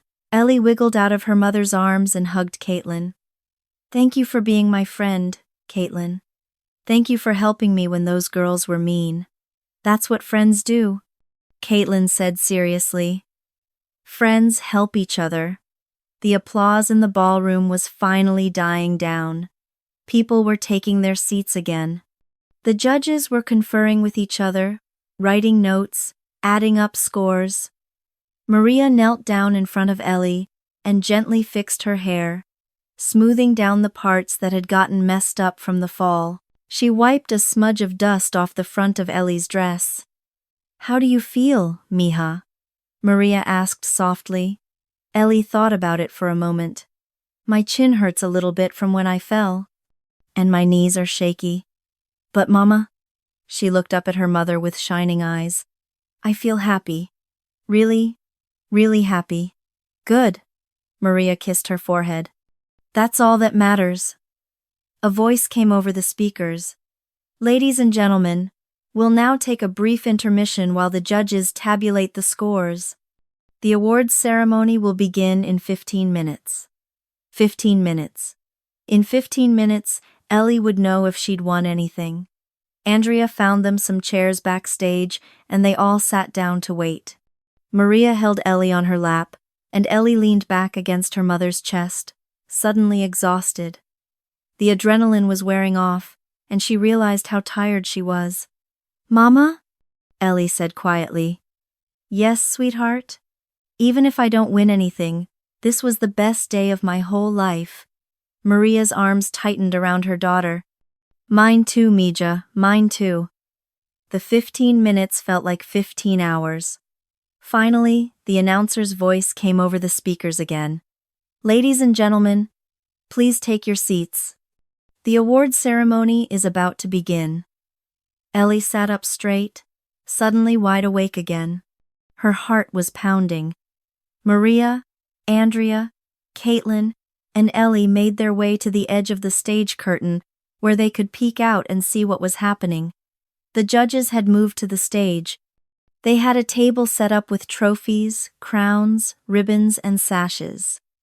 "We'll begin with our 4- and 5-year-old division," the silver-haired judge announced.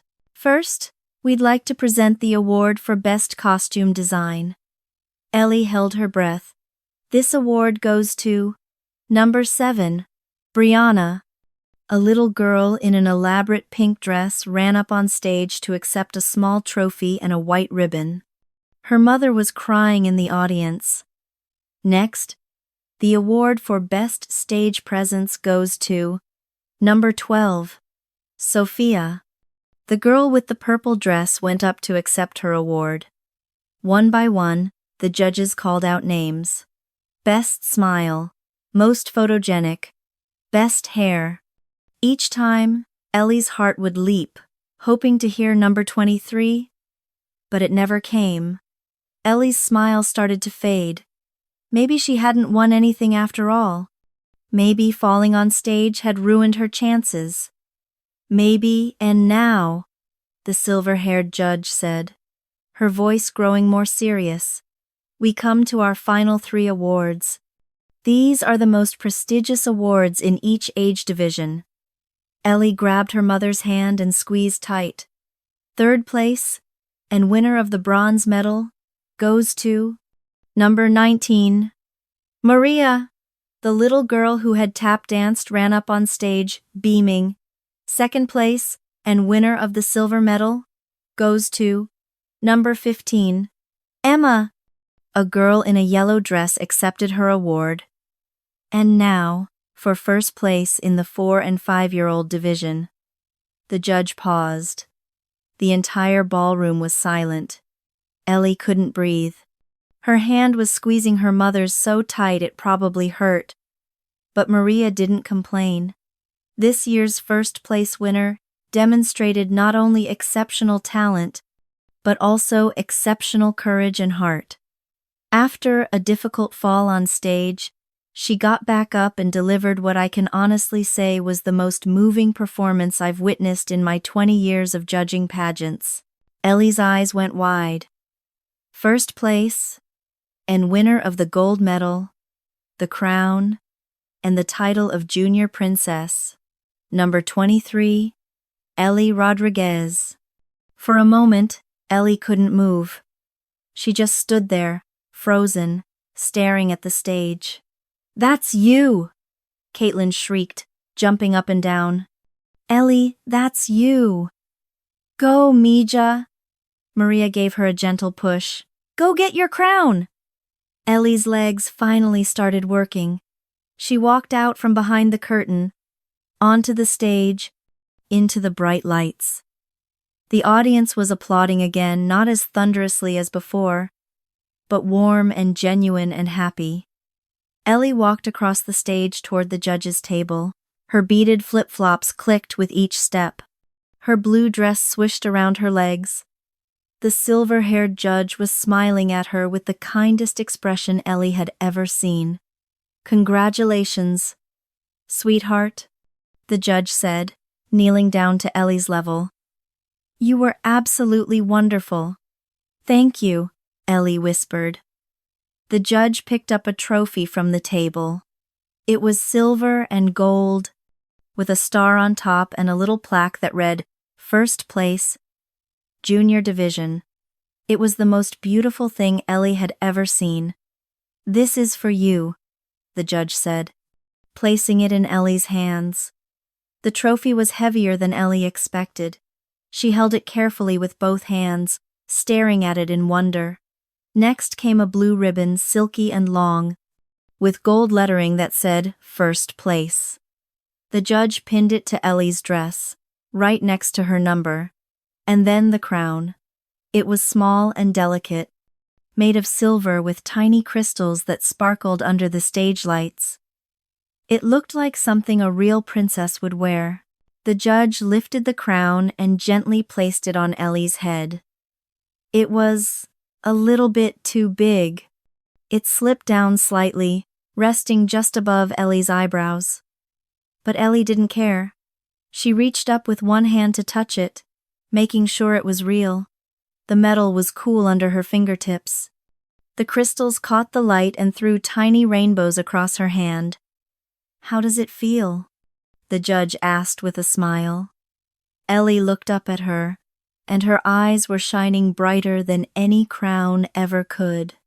"It feels like magic," Elly whispered. The judge laughed a warm, genuine laugh. "You know what, sweetheart? You are magic. Don't ever forget that." The audience applauded again as Elly turned to face them, holding her trophy, wearing her crown and her ribbon. She saw Mama at the side of the stage, crying happy tears. She saw Andrea and Caitlin jumping up and down, cheering. She saw all the people in the audience smiling at her.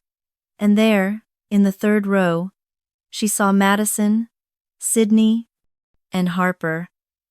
They weren't smiling, exactly, but they weren't smirking either.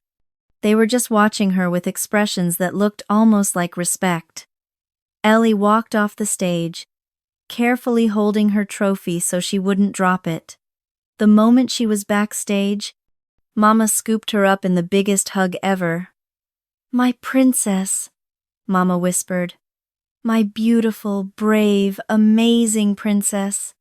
I won, Mama. I really won." "You did, mija. You really did." They stayed backstage for a few more minutes, while the judges presented awards to the older age groups. Then, finally, the pageant was over. Families started filing out of the ballroom. Some stopped to congratulate Elly. Parents she'd never met before told her how beautiful her voice was. Little girls asked to touch her crown. Elly was overwhelmed by all the attention, but in the best possible way. As they were preparing to leave, Elly saw someone approaching from the corner of her eye. It was Madison. Elly tensed, moving closer to her mother. But Madison didn't look mean anymore. She looked uncomfortable, embarrassed. Madison said, not quite meeting Elly's eyes. "You were really good. Your singing, it was really pretty." Elly stared at her, not sure what to say. Madison shifted from foot to foot. "And I'm sorry about the bathroom. That was mean. Really mean." Sydney and Harper were standing a few feet behind Madison, looking at the floor. Elly thought about it for a moment. She thought about how scared and sad she'd been in that bathroom. How she'd cried in the dark closet, thinking her dream was over. But she also thought about what Mama always said. Holding on to anger is like holding on to a hot coal. It only hurts you. "It's okay," Elly said quietly. "Thank you for saying sorry." Madison nodded, looking relieved. Then she turned and walked away with Sydney and Harper. "That was very mature of you, Mija," Mama said, squeezing Elly's shoulder. "Mama, what does mature mean?" "It means you acted like a grown-up. Like someone with a kind heart." Andrea and Caitlin walked with them to the lobby. At the front doors, they stopped to say goodbye. "Thank you so much for everything," Maria said to Andrea, shaking her hand. "I don't know what we would have done without you." "It was my pleasure," Andrea said. "Elly is a special girl. You should be very proud." "I am, more than I can say." Caitlin hugged Elly tight. Will I see you again? I hope so, Elly said. You're my best friend. You're my best friend too. Finally, it was time to go.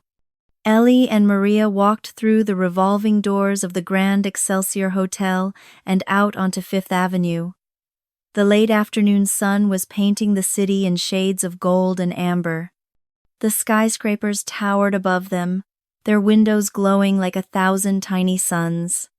The air was warm and smelled like hot dogs from a vendor's cart and flowers from a shop nearby. The doorman in his fancy uniform saw Elly's crown and trophy and broke into a huge smile. Well, he said in a booming voice. Looks like we have royalty leaving our establishment. Congratulations, Your Highness. Elly giggled. Thank you. You have a wonderful evening, Princess, the doorman said, tipping his hat. Elly and Maria started walking down Fifth Avenue, hand in hand. Yellow cabs honked and weaved through traffic. People rushed past them on the sidewalk, everyone in a hurry to get somewhere. A street musician was playing saxophone on the corner, the music drifting through the warm air. But Elly and Maria weren't in a hurry. They walked slowly, savoring the moment. Every few steps, they'd pass a store window, and Elly would catch sight of her reflection. Each time, she'd stop and stare. There she was, Elly Rodriguez, wearing a crown. A real crown. Holding a real trophy. Mama, look, Elly said, stopping in front of a jewelry store window. I can see myself. Maria stopped and looked at their reflection in the glass. There they were, mother and daughter, side by side. Maria in her cleaning uniform, tired but happy. Elly in her blue dress, with her crown slightly crooked on her head. You know what I see? Maria said softly. What, Mama? I see the two richest people in the whole city. Elly looked confused. But Mama, we don't have much money. No, Mija, we don't. But we have something better. We have each other. We have love. We have dreams that came true. That makes us richer than anyone. They started walking again. The sun was getting lower in the sky, turning everything golden. Mama? Elly said after a while. Yes, sweetheart? What makes someone a real princess? Is it the crown? Or the trophy? Or the pretty dress? Maria thought about this for a moment. No, Mija. Those things are nice. But they're not what makes someone a princess. Then what does? Maria stopped walking and knelt down so she was eye level with her daughter. She adjusted Elly's crown, which had slipped down again. A real princess, Maria said, is someone who is kind, even when others are mean. Someone who gets back up when they fall down. Someone who doesn't give up on their dreams, no matter how hard things get. Someone who has courage in their heart and love in their soul. She tapped Elly's chest, right over her heart. You were a princess long before you won that crown today, Elly. You were a princess when you helped people with their bags to earn money. You were a princess when you forgave those girls who were mean to you. You were a princess when you got back up after you fell on that stage. The crown didn't make you a princess, Mija. You made the crown mean something. Elly thought about this, her small face serious. Then she smiled that big, bright smile that lit up her whole face. I think I understand, Mama. Good. Maria stood up and took Elly's hand again. Now let's go home. I think my princess needs some dinner and a good night's sleep. They walked the rest of the way home as the sun set over Manhattan, painting the sky in shades of pink and orange and purple. The city lights were starting to come on, one by one, like stars appearing in the twilight. Elly held her trophy in one hand and her mother's hand in the other. Her crown sat slightly crooked on her head. Her blue dress had a smudge of dust on it from when she fell. Her beaded flip-flops clicked with each step. She was tired. Her chin still hurt a little. Her legs were sore. But she had never been happier in her entire life. because today, Elly had learned something important. She had learned that dreams really can come true if you work hard enough and believe in yourself.